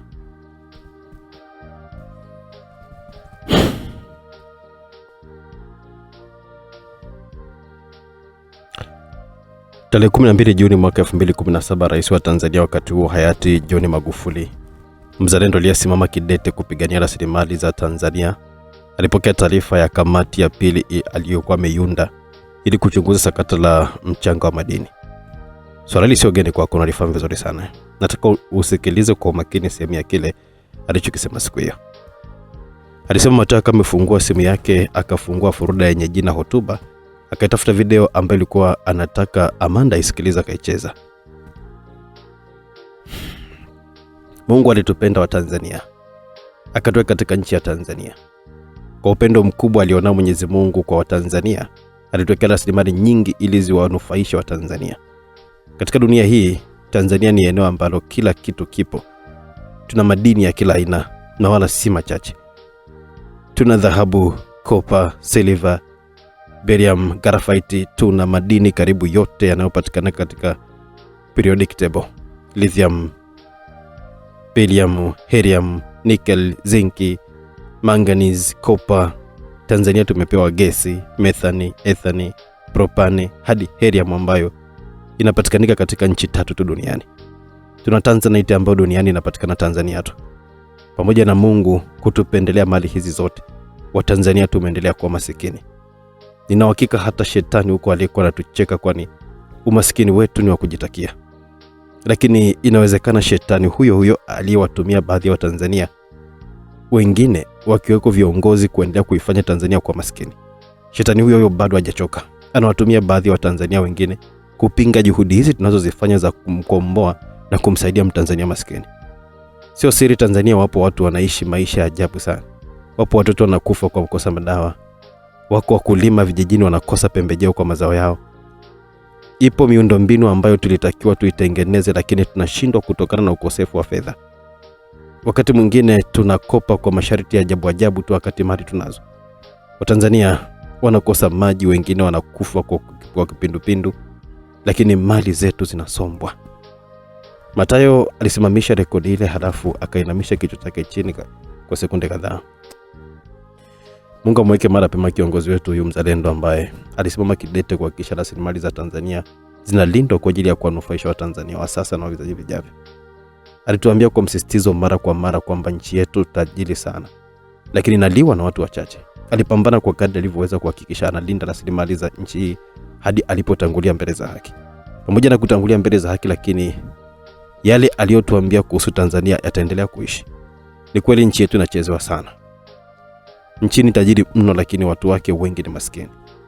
Ni maskini kwa sababu kuna kundi la watu wachache ambao wameshika uchumi wa nchi yetu na kujinufaisha wana familia zao.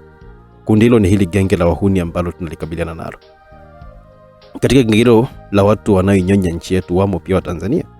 Kitu kinachoniumiza zaidi ni kwamba Watanzania hao wako mstari wa mbele kabisa katika kuwahujumu Watanzania wenzao wanaosimama kidete katika kupigania rasilimali za nchi kwa faida ya Watanzania wote. Hili linaniumiza sana. Mmoja wa Watanzania ambao wanajaribu kupinga na kuhujumu juhudi za wenzao wanaopigania maslahi ya taifa ni wewe, Amanda. Ulikuwa tayari kulisaidia genge la wahuni kutukamata sina kutuua. Kama wangelifanikiwa katika mpango wao, angeendelea kuitafuna nchi. Ulifanya kitu kibaya sana, Amanda, kukubali kushirikiana nao. Matayo, I'm sorry, alisema Amanda huku machozi yakimtoka.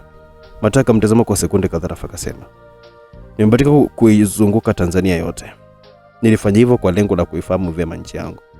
Katika kuzunguka huko nimeona mengi. Nimeona maisha ya Watanzania maskini. Wapo Watanzania wana maisha magumu mno.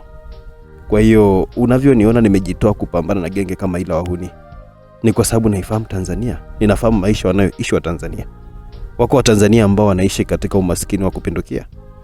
Wanaogelea katika umaskini wakati nchi yao ni tajiri, lakini tajiri huo unamilikiwa na kundi la watu wachache ambao ni hili genge la wahuni ambao mimi na wenzangu tumejitolea kupambana nalo. Japo sio mapambano rahisi hata kidogo, kwa kuwa hawa jamaa wana nguvu kubwa sana. Alisema tena kunyamaza. Amanda akapeleka mkono usoni akafuta machozi. Nimekuleta hapa kwa mambo mawili. Jambo la kwanza, niliusikia kile alichokisema kinara na mfano wa kuigwa katika mapambano ya kupigania rasilimali za nchi. Maneno haya uliyoyasikia umekuwa ni wimbo wangu na usikiliza mara kwa mara masikioni mwangu. Na ndio maana sina huruma na mafisadi na wahuni wanaochezea rasilimali za nchi yetu ambazo Mungu ameziweka ili kuziwanufaisha Watanzania wote. Vita hii ni kubwa na sisi ni kundi dogo, hivyo inawezekana tusipate ushindi mkubwa kwa sababu wapo Watanzania wenzetu ambao wameungana na genge hilo la wahuni kutukabili tusifanikishe mipango yetu. Hata hivyo, pamoja na magumu tunayopitia na usaliti mkubwa unaofanywa na Watanzania wenzetu, lakini nakuwa kisha tutashinda. Hata kama si leo wala kesho, lakini tutashinda. Hata kama tutauawa kabla hatujafanikisha misheni, lakini tutakuwa tumepanda mbegu na watakao kuja nyuma yetu tuendeleza mapambano haya. Alinyamaza kwa sekunde chache. Tarehe 1 Aprili mwaka 1965, Che Guevara alijiuzuru katika chama cha kikomunisti cha Cuba kabla ya kusafiri kuelekea nchini Kongo na baadaye Bolivia kuhamasisha mapinduzi. Katika kujiuzuru huko, alimwandikia barua Fidel Castro.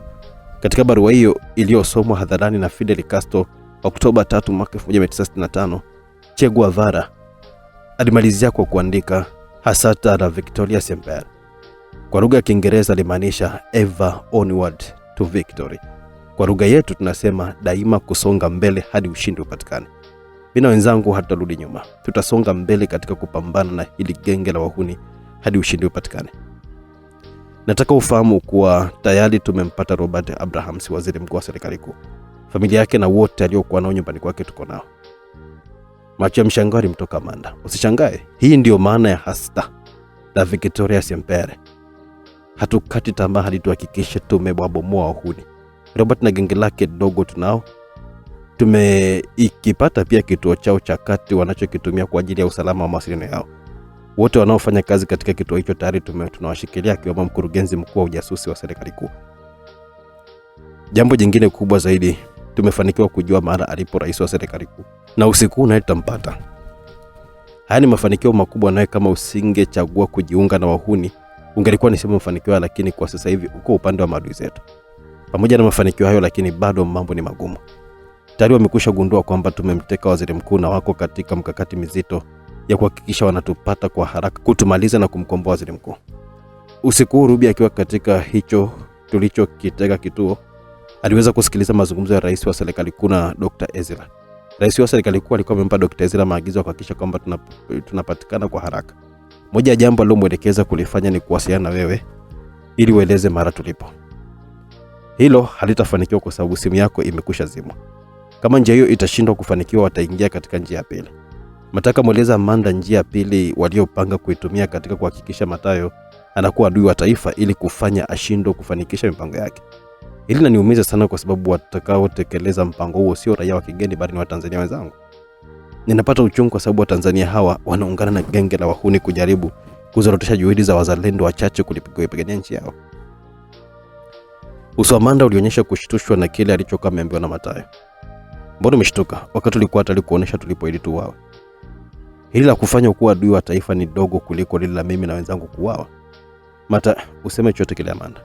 Nilikuleta hapa ili unisikilize tu. I needed someone to listen to me. Hivyo nikakuchagua wewe. Nilitaka ujue dhamira njema tulionayo pamoja na mlima mkubwa tunaopanda katika mapambano haya. Nilitaka ufahamu matokeo ya kosa kubwa ulilofanya la kuungana na genge la wahuni ambao wanaitafuna nchi yetu bila huruma. Madini yetu na rasilimali nyingine zinasombwa kama mali isiyokuwa na wenyewe. Wanapoibuka watu kutaka kukabiliana na wizi huo, wanageuka kuwa maadui. Nisamehe sana kwa kile nilichokifanya. Sisi tunayafanya haya kwa niaba ya Watanzania, japo wao wenyewe hawatujui na hatutaki hata kujulikana. Kwa kile ulichokifanya uliwasaliti wa Tanzania. Utaomba wao msamaha. Nadhani tuishi hapa. Tuna mambo mengi sana ya kufanya usiku wa leo. Alisema Mathayo kama amechukua simu yake ampigia Gusugusu ambaye toka nje mara moja. Mfunge pingu umrudishe ndani. Hata Gusugusu alifanya kile alichokuwa ameelekezwa. Akamfunga pingu Amanda na kurudisha ndani huko akiwa analia. Basi bwana, Garrison na timu yake warejea katika bwari kuu ya Homeland Intelligence. Gari moja kubwa lilikuwa limeongozana nao haraka taratibu, wakashuka wale watu waliokuwa wamepakiwa katika lile gari kubwa. Zilifanyika. Waliwashusha wote na kuingizwa katika nyumba ya chini. Asante sana kwa kile mlichokifanya usiku. Mathayo washukuru Garrison na wenzake. Zoezi limekwenda jogo. Kama nilivyokuelekeza simuni boss. Zoezi limekwenda vizuri. Kitu cha kwanza kabisa tulichokifanya ni kuzuia kamera zilizokuwepo katika jengo lile, alafu tumekata umeme eneo lile na kuingia ndani bila kuonekana katika kamera. Tukawadhibiti walinzi wawili ambao walikuwa wanalinda gate. Baada ya kurejea waligundua kuna hitilafu katika kamera. Wakatuma watu wawili wa kwenda kupitia kamera zote ili kujua kuna tatizo gani. Tukawadhibiti wakatupeleka ndani. Garrison alikuwa ameeleza kila kitu namna jinsi kilivyo kimekwenda, alifanikiwa kuwapata wote wanaofanya kazi katika kile kitengo. Hivyo ndivyo ilivyokuwa boss. Asante sana kwa kazi hii kubwa mlioifanya. Bado naendelea kuwakumbusha kwamba haya mnayoyafanya ni kwa manufaa ya nchi yetu. Tunapambana ili kuiondoa nchi yetu katika mikono ya genge la wahuni. Msilisahau hilo hata kidogo. Hatuwezi kulisahau boss. Good. Nataka mfahamu kwamba mission yetu inakwenda vizuri. Hata hivyo tayari wameshagundua kwamba tumemteka waziri mkuu. Ruby amenasa mawasiliano na Rais Dr. Ezra na Rais wa serikali kuu. Rais wa serikali kuu ametoa maelekezo maalum kwa Dr. Ezra kuhakikisha tunapatikanika haraka sana Robert aweze kukombolewa. Tusijikite sana katika maelekezo hayo, sisi tusonge mbele na jambo letu. Tumefanikiwa kufahamu alipo rais huyo wa serikali kuu. Ni mtu muhimu sana ambaye tunamhitaji sana. Kwa hiyo ndugu zangu, bado tuna kazi ya kufanya. Kabla ya mapambazuko tunatakiwa tumempata rais huyo wa serikali kuu na kumleta hapa. Usiku mnakwenda tena kuvamia nyumbani kwa rais huyo na kumchukua. Hata hivyo safari hii umakini mkubwa unatakiwa kwa sababu lazima watajilinda zaidi, hasa baada ya kugundua kuwa Robert ametekwa. Kwa hiyo zoezi hili halitakuwa rahisi kama ilivyokuwa nyumbani kwa Robert. Bosi, sisi ni watu hatari sana ambao hatuogopi mazingira yote yale, hata yawe ni hatari kiasi gani. Sisi tunapita katika miiba, maji, matope, milima na mabonde. Yaani hapo nyumbani kwa hiyo rais hata kuwe na ulinzi wa namna gani, na kuhakikisha tutapita na kumchukua hiyo rais wa genge la wahuni. Hilo lisikupe hofu kabisa bosi. Garrison alisema, asante sana. Ruby amenitumia ramani inaonyesha mahali alipo huyo rais. Hata hivyo kuna jambo ambalo linaweza kusaidia katika zoezi hilo. Kamera za nyumbani kwa waziri mkuu zimeunganishwa na ile ofisi yao. Kutokea pale wanaweza kuona kile kinachoendelea nyumbani kwa Robert. Nina hakika hata nyumbani kwa huyo rais pia kuna kamera pia. Nataka nimuulize Ruby kuhusu hizo kamera nyumbani kwa rais ili tuweze kuzifuatilia na kujua namna ulinzi ulivyo marabu. Alisema Mathayo na kumpigia simu Ruby. Mathayo ameniwahi kwa sekunde kadhaa tu, tayari nilikuwa na simu mkononi kataka kupigia. Ruby alisema baada ya kupokea simu, sawa, utanijulisha kile ulichokuwa unataka kunijulisha, lakini kwanza kuna mambo nataka utusaidie. Akina Garrison tayari wamekwisha fika hapa na wale watu wote waliokuwa hapo Jeva Lodge. Zoezi linalofuata tunakwenda kumchukua kiongozi wao mkuu ambaye ni rais wa serikali kuu. Nataka kujua, je, kuna kamera nyumbani kwa rais huyo zimeunganishwa katika hiyo ofisi ulipo? Yasikoni nimefuatia hilo bado. Ngoja nimuulize Suzana hapa. Suzana ni nani? Ni mmoja kati ya wafanyakazi hapa ambaye aliamua kusema ukweli. Ndiye alinielekeza kila kitu kuhusu mfumo wao hapa. Sawa, muulize mara moja. Alisema Mathayo na kusubiri. Baada ya sekunde chache Ruby akajibu. Mathayo, nimeambiwa kwamba nyumbani kwa rais hakuna kamera zote ziunganishwa na ofisi hii. Ulinzi wa rais unajitegemea. Sawa. Usimwamini sana huyu mwanamke. Lifanyie uchunguzi jambo hilo. Kuna chochote kingine ambacho umekipata? Ndio Mathayo. Dr. Ezra amempigia tena simu rais wa serikali kuu na akamfahamisha kwamba hajafanikiwa kumpata Amanda. Rais wa serikali kuu akampa maelekezo ya kuhakikisha kwamba anafanya kila linalowezekana kumpata Amanda usiku wa leo. Ni hilo tu nilikuwa nataka kufahamisha. Bado naendelea kuchimba mfumo wao. Sawa Ruby. Utakapomaliza utanijulisha. Usiwe na hofu, kuna watu wameachwa hapo kwa ajili ya kulinda. Asante Mathayo, alisema Ruby. Mathayo amekata simu. Kamera nyumbani kwa rais wa serikali kuu hazijaunganishwa na ile ofisi yao.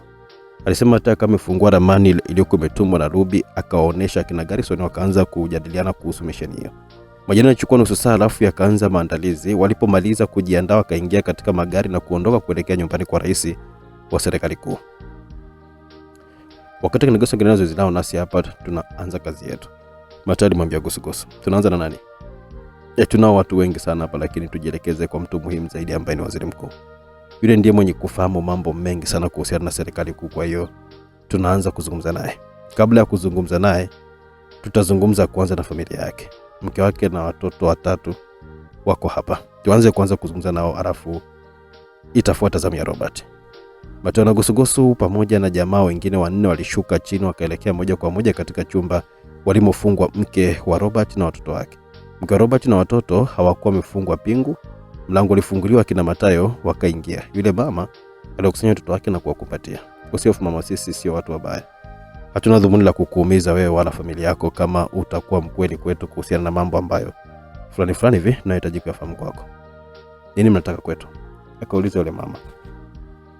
Jina lako nani? Naitwa Aprili Augustine. Aprili, wewe ni mzungu. Ila sasa kujua la yako, kwa sababu kilichokupelekea uwepo hapa sio rangi ya ngozi yako, bali ni masuala mengine muhimu kabisa ya kitaifa. Nataka uniambie mumeo Robert anafanya kazi gani? Kazi ya mume wangu? Ndio. Anajishughulisha na nini? Ana kampuni yake ambayo inajihusisha na kutafuta wawekezaji nje ya nchi na kuwaleta kuwekeza hapa nchini. Unamaanisha kampuni yake ni wakala wa wawekezaji, si ndio? Ndio. Inaitwaje hiyo kampuni? Abrahams Investment Advisors. Umewahi kusikia mahali neno serikali kuu likiwa linatamkwa? Serikali kuu? Abela kauliza akionyesha mshtuko. Ndio. Umewahi kusikia mahali likitajwa? Ndio. Serikali inatajwa kila siku katika vyombo vya habari. Sehemu kubwa ya taarifa za habari kila siku zinahusu serikali. Unafahamu kama mume Robert yupo katika serikali kuu? Robert sio mwanasiasa. Robert ni mfanyabiashara. Kama nilivyokuambia, kazi ya kampuni yake ni ushauri wa wawekezaji kuja kuwekeza Tanzania. Anapowaleta wawekezaji nchini, lazima ashirikiane na serikali ili wawekezaji hao waweze kufanikisha lengo lao. Kwa hiyo anashirikiana na watu wa serikali kwa ajili ya jambo hilo. Kuna watu wengi sana ambao anafahamiana nao ndani ya serikali. Na kuuliza kama Aprili nafahamu kama mumeo ni mtu mwenye nafasi ya juu katika serikali kuu. Nafasi ya juu ndani ya serikali kivipi wakati Robert sio mwanasiasa? Aprili akashangaa.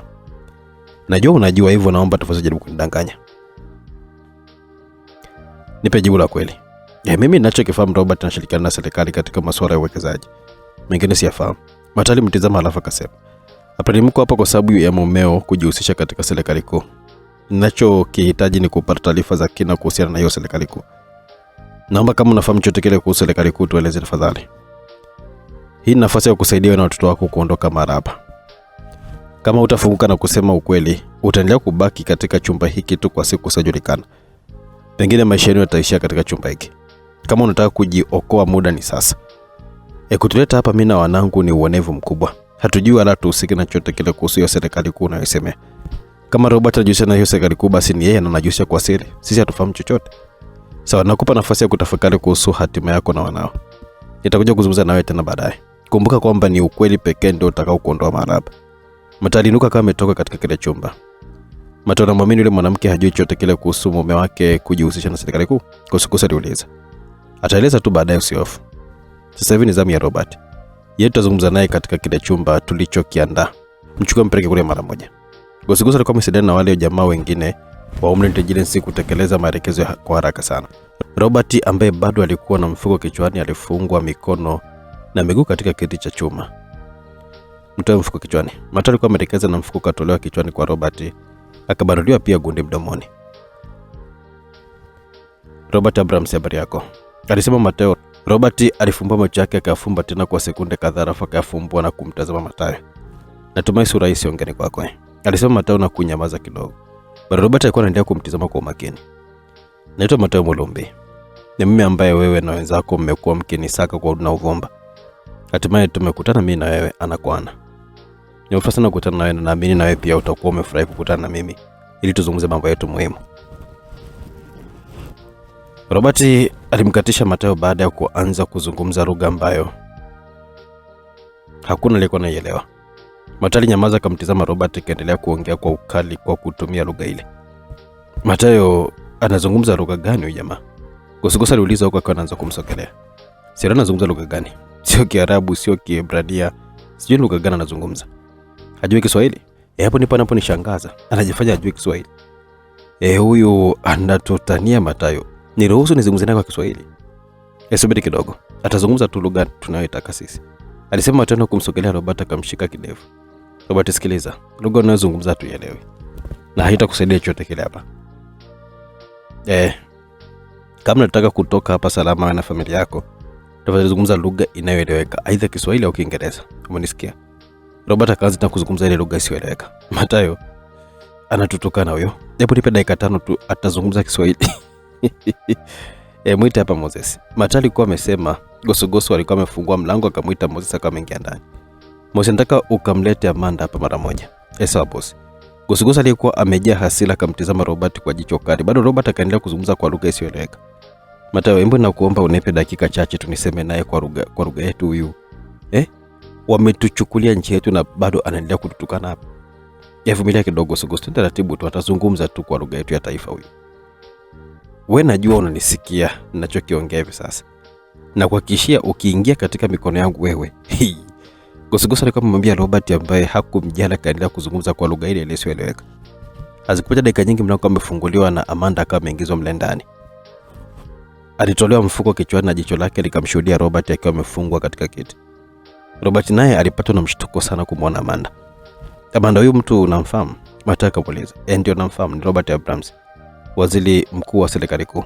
Nilikutana katika ubalozi wa China na akanishawishi nikubali kujiunga nao kwa kuniahidi kunipa nafasi ya katibu mkuu kiongozi. Vizuri, mlipokutana mlikuwa mnazungumza lugha gani? Kiswahili. Tulizungumza kwa lugha ya Kiswahili.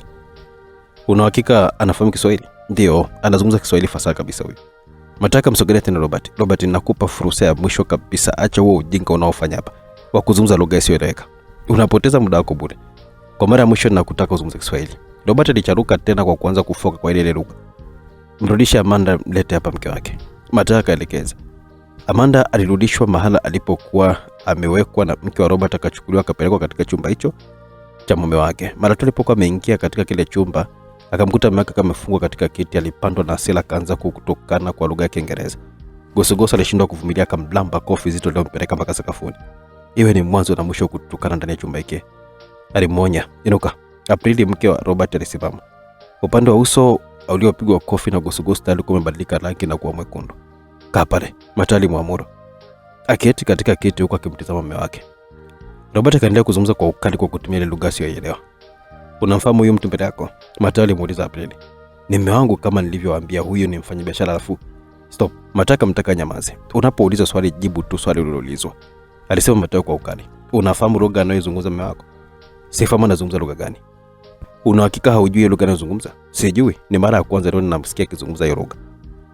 Anazungumza lugha zipi? Kiswahili, Kiingereza, Kijerumani na Kifaransa kidogo. Nataka uzungumze naye, mwambie azungumze lugha inayoeleweka. Hii ni kwa ajili ya usalama wake na familia yake pia. Aprili akazungumza na Robert akimtaka aache kuzungumza ile lugha isiyoeleweka. Robert alicharuka tena na kuanza kumfokea mke wake kwa kutumia lugha ile isiyoeleweka. Gusugusu, chukua mfuko ule pale wa nailoni, mvarishe mke wake kichwani. Kisha funga ili akosewa. Mathayo alielekeza. Jamani, ninaomba mnisamehe. Mimi sifa. Aliomba Aprili, lakini akajikuta akiwa amekwisha dakwa na kuvalishwa mfuko kichwani. Mfuko ule ulifungwa vizuri. Aprili akaanza kutapatapa akitafuta hewa. Robert alijitikisa kwa hasira katika kiti kile huku akiwa anazungumza kwa ukali akitumia lugha isiyoeleweka. Utashuhudia mke wako akikata roho. Zungumza Kiswahili ili kumwokoa mke wako. Bado Robert akaendelea kuzungumza kwa lugha ile. Mathayo akamfanyia ishara Gusugusu ya kusimamisha ile zoezi. Aprili alianguka chini na kugagaa huku akiwa na koa mfululizo.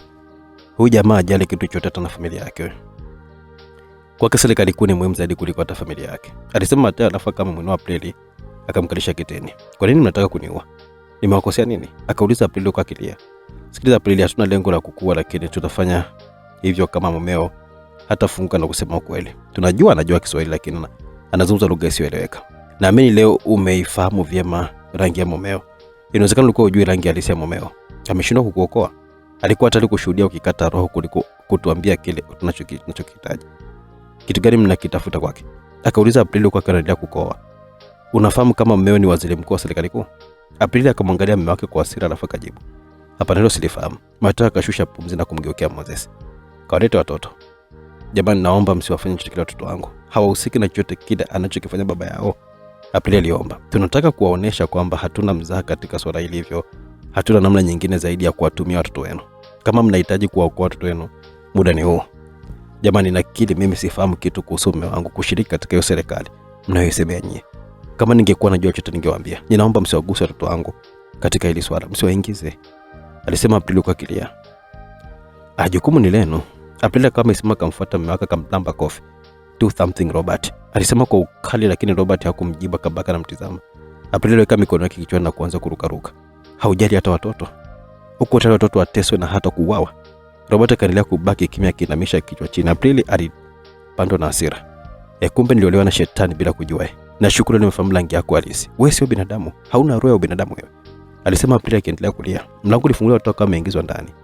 Walishtushwa mno na hali waliokuwa wamekuta pale ndani kile chumba. Baba alikuwa amefungwa katika kiti huko mama yao uso wake ukiwa umeloa machozi. Aprili alipiga magoti kwa kilia.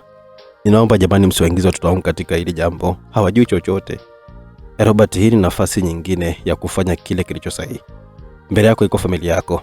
Ninakupa nafasi moja ya mwisho kabisa kuiokoa familia yako. Nataka ukubali kuzungumza nasi kwa kutumia lugha ya Kiswahili ambayo unaifahamu. Kama utakuwa tayari kufanya hilo, utakuwa umeokoa familia yako, lakini kama utaendelea kuwa kiburi na kuhakikishia hautaiona tena familia yako, usiku watakapokuwa wameondoka katika macho yako hautakuja kuona tena. Nataka ufungue mdomo wako na uzungumze kwa lugha ya Kiswahili. Hilo tu linatosha kuiokoa familia yako. Watu wakajielekeza kumwangalia Robert kama angesema chochote. Robert hakuonesha dalili zozote za kufanya kile anachokielekeza na Mathayo. Hajali kitu chochote huyu jamaa, hata watoto wake pia. Watu wao ni umuna, huu utakuwa ni mwisho wa kuona tena. Watoto wakatolewa katika kile chumba huku akilia.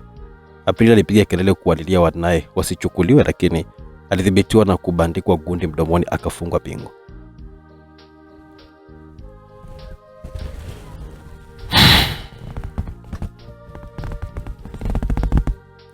Kifua cha Robert kilipanda na kushuka, alikuwa amejaa hasira kweli kweli. Mathayo alikuwa amemsogelea karibu akamtizama na kumwambia, umeipoteza familia yako, alisema Mathayo na kugeuka akapiga hatua kuelekea mlangoni. Mtoeni huyu mwanamke, mpelekeni chumba namba 3. Mathayo alikuwa ameelekeza. Aprili akatolewa. Alipiga kelele Robert akiwa amejaa hasira kweli kweli. Alianza tena kufoka kwa ile lugha ambayo akina Mathayo hakuifahamu. Mathayo alikuwa ametoka mle chumbani akamuita Jacobo. Wale watu nataka wapelekwe katika kile chumba salama walikopelekwa wale watumishi wangu. Nataka wapelekwe pale ili wapate uangalizi wa karibu. Hakikisha wanaangaliwa kwa makini sana. Sawa bosi. Bila kupoteza muda, Jacob alikuwa ameondoka kwenda kutekeleza maelekezo aliyokuwa amepewa na mkuu wake. Mathayo, naomba unipe dakika chache tu nizungumze na yule jamaa na kuhakikishia atasema kila kitu, atafunguka na kusema ukweli.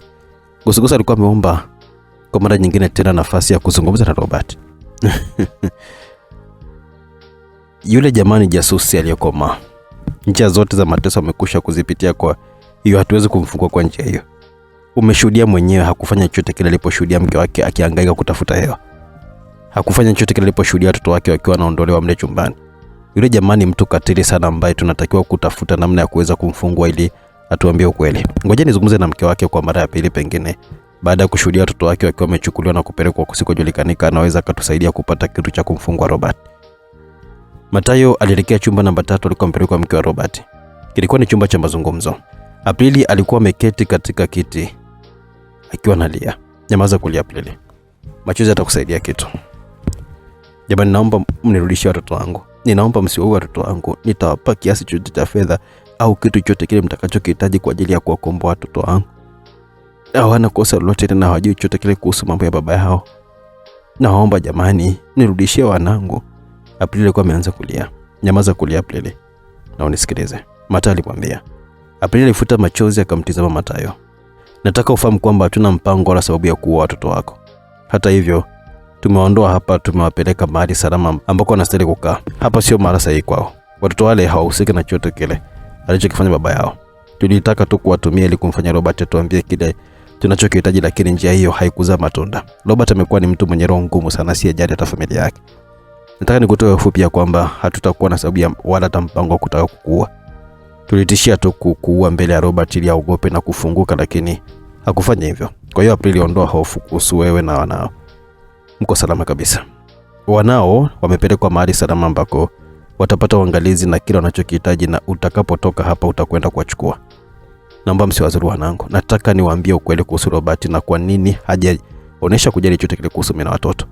Karibu tafadhali. Robert hakujali wala kufanya juhudi zote zile kwa kuomboa watoto kwa sababu sio watoto wake. Sio wanae? Ndio. Sio wanae. Mimi ndio naona Robert mwaka jana. Huko nyuma nilikuwa na mume ambaye alifariki miaka 4 iliyopita na kuniachia watoto wale.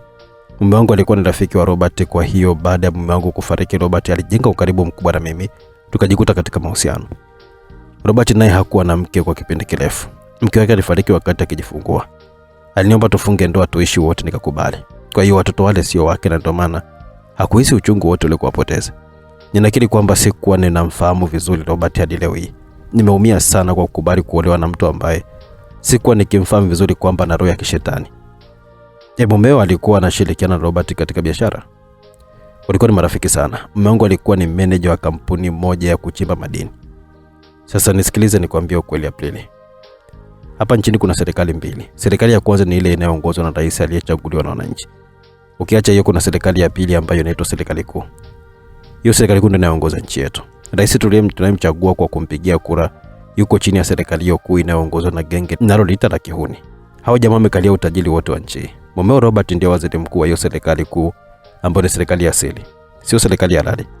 Ni genge la wauni ambao wameishika nchi na kufuja rasilimali zetu watakavyo. Ni serikali inayoendesha mambo yake kwa siri kubwa sana. Kwa bahati nzuri, mimi na wenzangu tulifanikiwa kupata siri hiyo ya uwepo wa serikali ya asili. Mipango yetu ni kuibomoa hiyo serikali ya asili. Ili kuibomoa serikali hiyo tunahitaji kuifahamu kwa kina. Kwa kuwa Robert ndiye mtendaji mkuu wa serikali hiyo ya asili, anazo taarifa za kutosha kuhusiana na hiyo serikali, na hiyo ndio sababu tumemchukua na kumleta hapa. Tunahitaji kumfungua ili atueleze kila kitu kuhusiana na hiyo serikali ya asili. Alinyamaza mtaka mtazama Aprili. Sina hakika kama unafahamu kwamba mume aliwahi kuwa jasusi. Sifahamu. Hajawahi kuniambia. Kuna mengi ambayo Robert amenificha, na hasa kuhusu maisha yake na mambo anayofanya. Ni mara ya kwanza nasikia kwako kwamba ni jasusi kuhusu kuwa kiongozi katika serikali kuu. Ninakubaliana na wewe kwa sababu vikao havikatiki nyumbani kwetu. Wakati mwingine vikao hufanyika hadi usiku wa manane. Hata leo mlipotuchukua alikuwa anaendelea na kikao. Nikimuuliza vikao hivyo vinahusu nini, jibu lake huaga ni vikao vya uwekezaji. Vikao hivyo sio vya uwekezaji, ni vikao vya serikali kuu. Aprili, nimekueleza haya ili uweze kutusaidia namna ya kuweza kumfungua Robert ili atueleze yale tunayotaka kuhusiana na serikali kuu. Wewe ni mke wake na unamfahamu vizuri zaidi kuliko sisi. Unadhani njia ipi ambayo tunaweza tukaitumia kumfungua Robert? Aprili alizama katika tafakuri. Udhaifu wa Robert uko wapi? Ni mtoto wake Lucy. Ana mtoto mwingine? Ndio. Robert ana mtoto anaitwa Lucy. Mtoto huyo alizaa na mke wake aliyefariki. Kwa sasa hivi Lucy anaishi mwenyewe. Anamiliki kampuni yake kubwa ya madini. Robert anampenda Lucy mno. Mkifanikiwa kumpata Lucy, na hakika mtaweza kumfungua Robert. Unafahamiana na Lucy? Ndio, ninafahamiana naye. Nimekuwa nakwenda kumtembelea mara kwa mara nyumbani kwake, naye pia amekuwa akija kwetu. Unaweza kutusaidia tukampata ili kumtumia kumfungua Robert? Lucy na mahusiano naye mazuri, hivyo sitaki ajue kama na mimi nimehusika katika swala hilo. Nitawaelekeza mara na kuishi, mtamfuata nyewe wenyewe. Kama mliweza kuingia pale nyumbani kwetu na kutuchukua licha ya ulinzi uliokuwepo pale, basi hamwezi kushindwa kumpata Lucy. Sawa, tuelekeza naishi wapi? Aprili akamwelekeza Matayo Lucy nyumbani kwake. Asante Aprili kwa msaada huu, na kuhakikishia kama tutafanikiwa kumpata Lucy na kumfungua Robert, tutakurudisha nyumbani kwako na wanao. Nitashukuru sana jamani. Kwa sasa hivi utapelekwa katika chumba kingine, utakaa humo wakati tunashughulikia kumpata Lucy. Matayo alitoa maelekezo Aprili apelekwe katika chumba kingine. Bila kupoteza muda, Matayo akampigia simu Robi. Halo Matayo. Robi, naendelea hapo? Naendelea vizuri, naendelea kuchimba mfumo huu. Kuna vitu vingi na vingine hata wanaofanya kazi hapa hawavijui. Sawa. Endelea na zoezi hilo. Nimekupigia, nahitaji msaada wako. Tumegundua Robert ana mtoto anaitwa Lucy. Tumeelekezwa mara na kuishi huyo Lucy. Ni mtoto wa pekee wa Robert, hivyo na uhakika mkubwa kwamba lazima atamwekea ulinzi. Nataka ufuatilie katika huo mfumo wao kama huyo mtoto wa Robert yumo katika mfumo wa serikali kuu. Sawa Matayo, usikate simu. Ilipita dakika moja halafu Ruby akasema, Matayo, huyo mtoto wa Robert hayumo katika mfumo wao. Sawa, asante Ruby. Ukipata chochote kile huko tufahamishe mara moja, alisema Matayo na kukata simu. Matayo, vipi kuhusu wale wengine? Kama Robert amegoma kufunguka, hatuwezi kuwahoji wale wengine na kufahamu baadhi ya mambo kuhusiana na serikali kuu? Gosugosu aliuliza. Robert hatujashindwa kumfungua. Tutamfungua na atatuambia kila kitu tutakapofanikiwa kumpata mtoto wake. Hao wengine wamo katika serikali kuu, lakini huyu jamaa ndiye mtendaji mkuu wa hiyo serikali, kwa hiyo anafahamu mambo mengi kuliko wao. Ndio maana nataka tuelekeze nguvu katika kumfungua. Niko tayari kwenda huko aliko mtoto wa Robert. Ndio Sidana kina Maritini. Kazi hiyo wataifanya kina Garrison watakaporejea kutoka mahali watuma kwenda kumchukua rais wa serikali kuu. Nataka waende wao kwa sababu wamepitia mafunzo ya hali ya juu sana ya kuweza kuingia mahali popote pale, hata penye ulinzi mkali, na kufanikisha misheni yao. Wakati tukiwa tunawasubiri kina Garrison, tuendelee kuzungumza na mkurugenzi wao jasusi. Mara moja achukuliwe kule chini, aletwe huku kwa ajili ya kuhojiwa. Dr. Adam Mataya, mkurugenzi mkuu wa idara ya ujasusi ya serikali kuu, hakuwa akitazamika. Alikuwa amefungwa miguu na mikono katika kiti ndani ya chumba cha mahojiano. Uso wake ulikuwa umetapakaa damu. Hakuwa na sikio moja. Vidole vyake vilikuwa na damu baada ya kubanduliwa kucha. Alikuwa katika maumivu makali sana. Mbele yake alisimama Papia Sumbi Kantu wa Milando Gosugosu, akiwa na sura ya kutisha isiyokuwa hata na chembe ya huruma. Alifikia hali hii baada ya kugoma kueleza ukweli kuhusu serikali kuu mbele ya waziri mkuu Robert Abrahams. Baada ya kuingia katika mikono ya Gosugosu, hatimaye alikubali kueleza ukweli wa mambo anayoyafahamu kuhusu serikali kuu. Wakati akiendelea kuelezea huku damu ikiwa inamtoka sehemu mbalimbali za mwili wake, simu ya Matayo iliita, mpigaji akiwa ni Garrison. Garrison, nipe taarifa tafadhali, alisema Matayo. Bosi, tumefika hapa katika hii nyumba ya rais wa serikali kuu, lakini tumekutana na kitu cha kushangaza sana. Mkutana nini? Hakuna mtu yote hapa. Tumeingia katika kila mlango lakini hatujapata mtu yote yule. Kuna kila dalili kwamba walikuwepo hapa na wameondoka muda mfupi kabla sikufika. Ni kama vile walikuwa wanajua tutakuja hapa wakakimbia. Walijua lazima mzee tutueleza mambo mengi sana, ndio maana wakaondoka mara hapo mara moja. Tusipoteze muda hapo. Kuna kazi nyingine ya kufanya. Kuna mtu ambaye nataka mumchukue nyumbani kwake na mumlete hapa. Alisema tena kutoa maelekezo ya mahali anapoishi Rusi, mtoto wa Robert. Sasa bosi, tunaelekea hapo, alisema Garrison na kukata simu. My daughter. Kwa mara ya kwanza Robert alizungumza kwa kutumia lugha ya Kiingereza.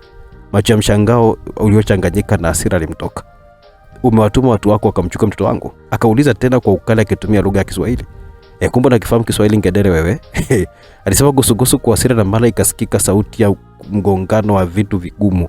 Matari shtuka. Matari shtuka Robert akiwa yuko chini pamoja na kitu alichokuwa amefungwa. Ilimshangaza namna Gosugosu alivyokuwa ameluka kutoka mahali alipokuwa amesimama na kumtandika Robert kichwa kizito. Kwa nini ukaamua kuongea kwa lugha isiyoeleweka wakati unakifahamu Kiswahili? Aliuliza Gosugosu akimsindikiza Robert na teke la mdomo. Inatosha Gosugosu, muinue. Gosugosu alimuinua lakini hakumwacha hivi hivi, akamlamba tena kofi zito na Robert aligumia maumivu makali. Kichwa kile alichopigwa na Gosugosu kilipelekea shindo kuhimili haja ndogo kumtoka. Kilikuwa ni kichwa kizito, tayari mahali alipopigwa kichwa palikuwa pamevimba. Robert, hukupaswa kabisa kufika hatua hiyo, lakini umelazimisha wewe mwenyewe tufike huko.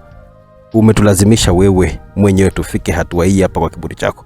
Tunataka kuonesha kwamba hauna uwezo wa kushindana na sisi hapa ulipo. Ile nguvu mlionayo serikali kuu haitaweza kuwasaidia. Serikali kuu haitaweza kuwaokoa. Yaani kila mmoja atajiokoa mwenyewe mara hapa. Robert alitema jino na mate ya damu halafu akasema, "Hebu tazama na kuomba muache mtoto wangu shughulika na mimi.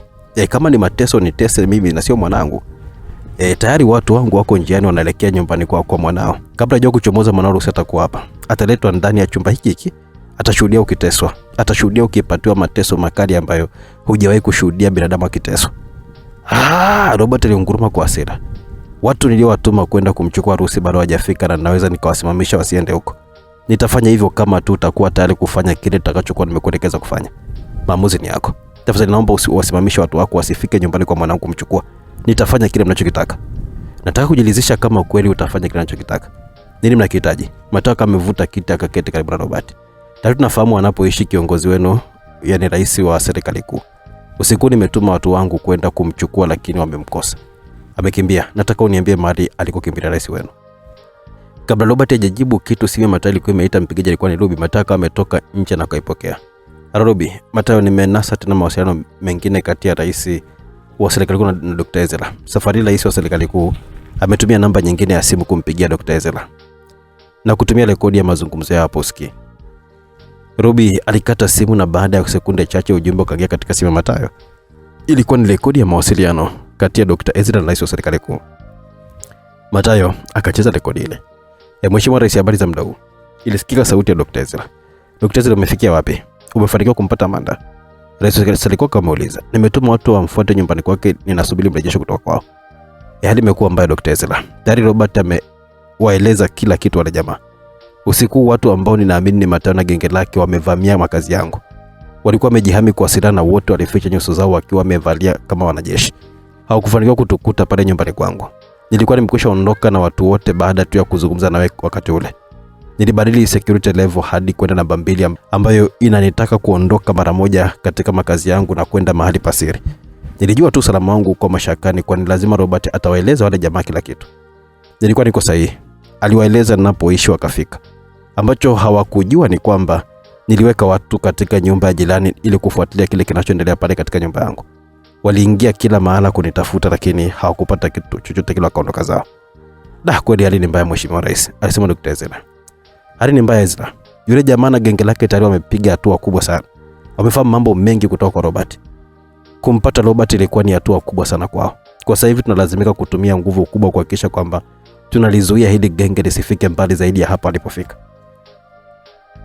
Na ndio maana nasisitiza ni muhimu sana Amanda kupatikanika usiku wa leo ili tuweze kumpata Matayo usiku. Yeye anafahamu mahala alipo Matayo na anafahamu mipango yao yote. Tukimpata tutusaidia sana kumpata Matayo usiku huu kabla mapambazuko. Nina hakika atapatikanika Mheshimiwa Rais. Amanda atapatikana. Atatafutwa kila mahali na atapatikanika kabla mapambazuko. Sawa.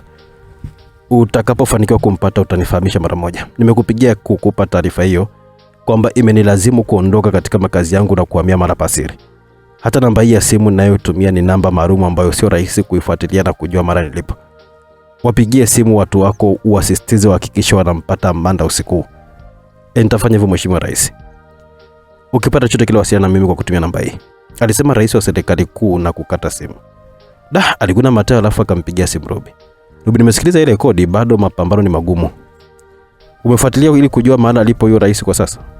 "Nimejitahidi sana katika hilo, sijafanikiwa. Namba ya simu anayotumia imewekewa ukuta mzito sana, hivyo sio rahisi kujua maana alipo." "Sawa, tutatafuta namna nyingine ya kuweza kumfikia. Endelea kumfuatilia, kama utapata kingine muhimu tujulishe mara moja." "Sawa Matayo." Matayo karejea chumbani. "Robert, nataka utuambie kiongozi rais wa serikali kuu amekimbilia wapi?" "Hayupo katika makazi yake na amekimbilia mahala pasiri ambako nina uhakika unapajua. Kama ukituambia mahala alipo kwa sasa hivi na kuhakikishia nitawapigia simu watu wangu wasifike nyumbani kwa Mwanarusi. Sifahamu mahala alipokwenda rais, kama ningejua ningekwambia." "Bado naita mzaa Robert. Tuambie tafadhali alipo kiongozi wako nami nitawasimamisha watu wangu wasiende kumchukua Mwanarusi. Sifahamu alipo, I swear I don't know. Kama ningefahamu ningekwambia," alisema Robert. Matayo atizama rafa kamgeukia Dr. Adamu Matayo ambaye bado alikuwa katika maumivu makali. "Dr. Matayo, wewe ni mkurugenzi wa jasusi wa serikali kuu, si ndio?" "Ndio, kuna mengi ambayo unayafahamu katika hiyo serikali. Nataka uniambie viwango vingapi vya usalama mnavyo katika serikali kuu?" Dr. Matayo alibaki kimya. "Dr. Matayo, tafadhali tusipoteze wakati. Kuna viwango vitatu. Namba 1 ni confidential. Namba 2 ni secret. Namba 3 ni top secret. Nini hutokea na kupelekea kiwango kimoja cha usalama kubadilika? Kiwango cha hatari kinachotukabili ndicho kinachopelekea kubadilika kwa kiwango cha usalama. Nataka kufahamu pale mnapokuwa katika kiwango namba 2 ambacho ni secret, nini hutokea? Hii inahusu usalama wa viongozi wakuu, yani rais na waziri mkuu. Katika hatua hii usalama wa rais na waziri mkuu unakuwa mashakani, hivyo basi hupeleka ya viongozi hao kwenda mahali pasili ambako hukaa hadi pale hali ya usalama inapokuwa iko nzuri. Kama hali ya usalama itazidi kuwa mbaya zaidi, basi tunaingia usalama daraja la kwanza ambapo ni top secret.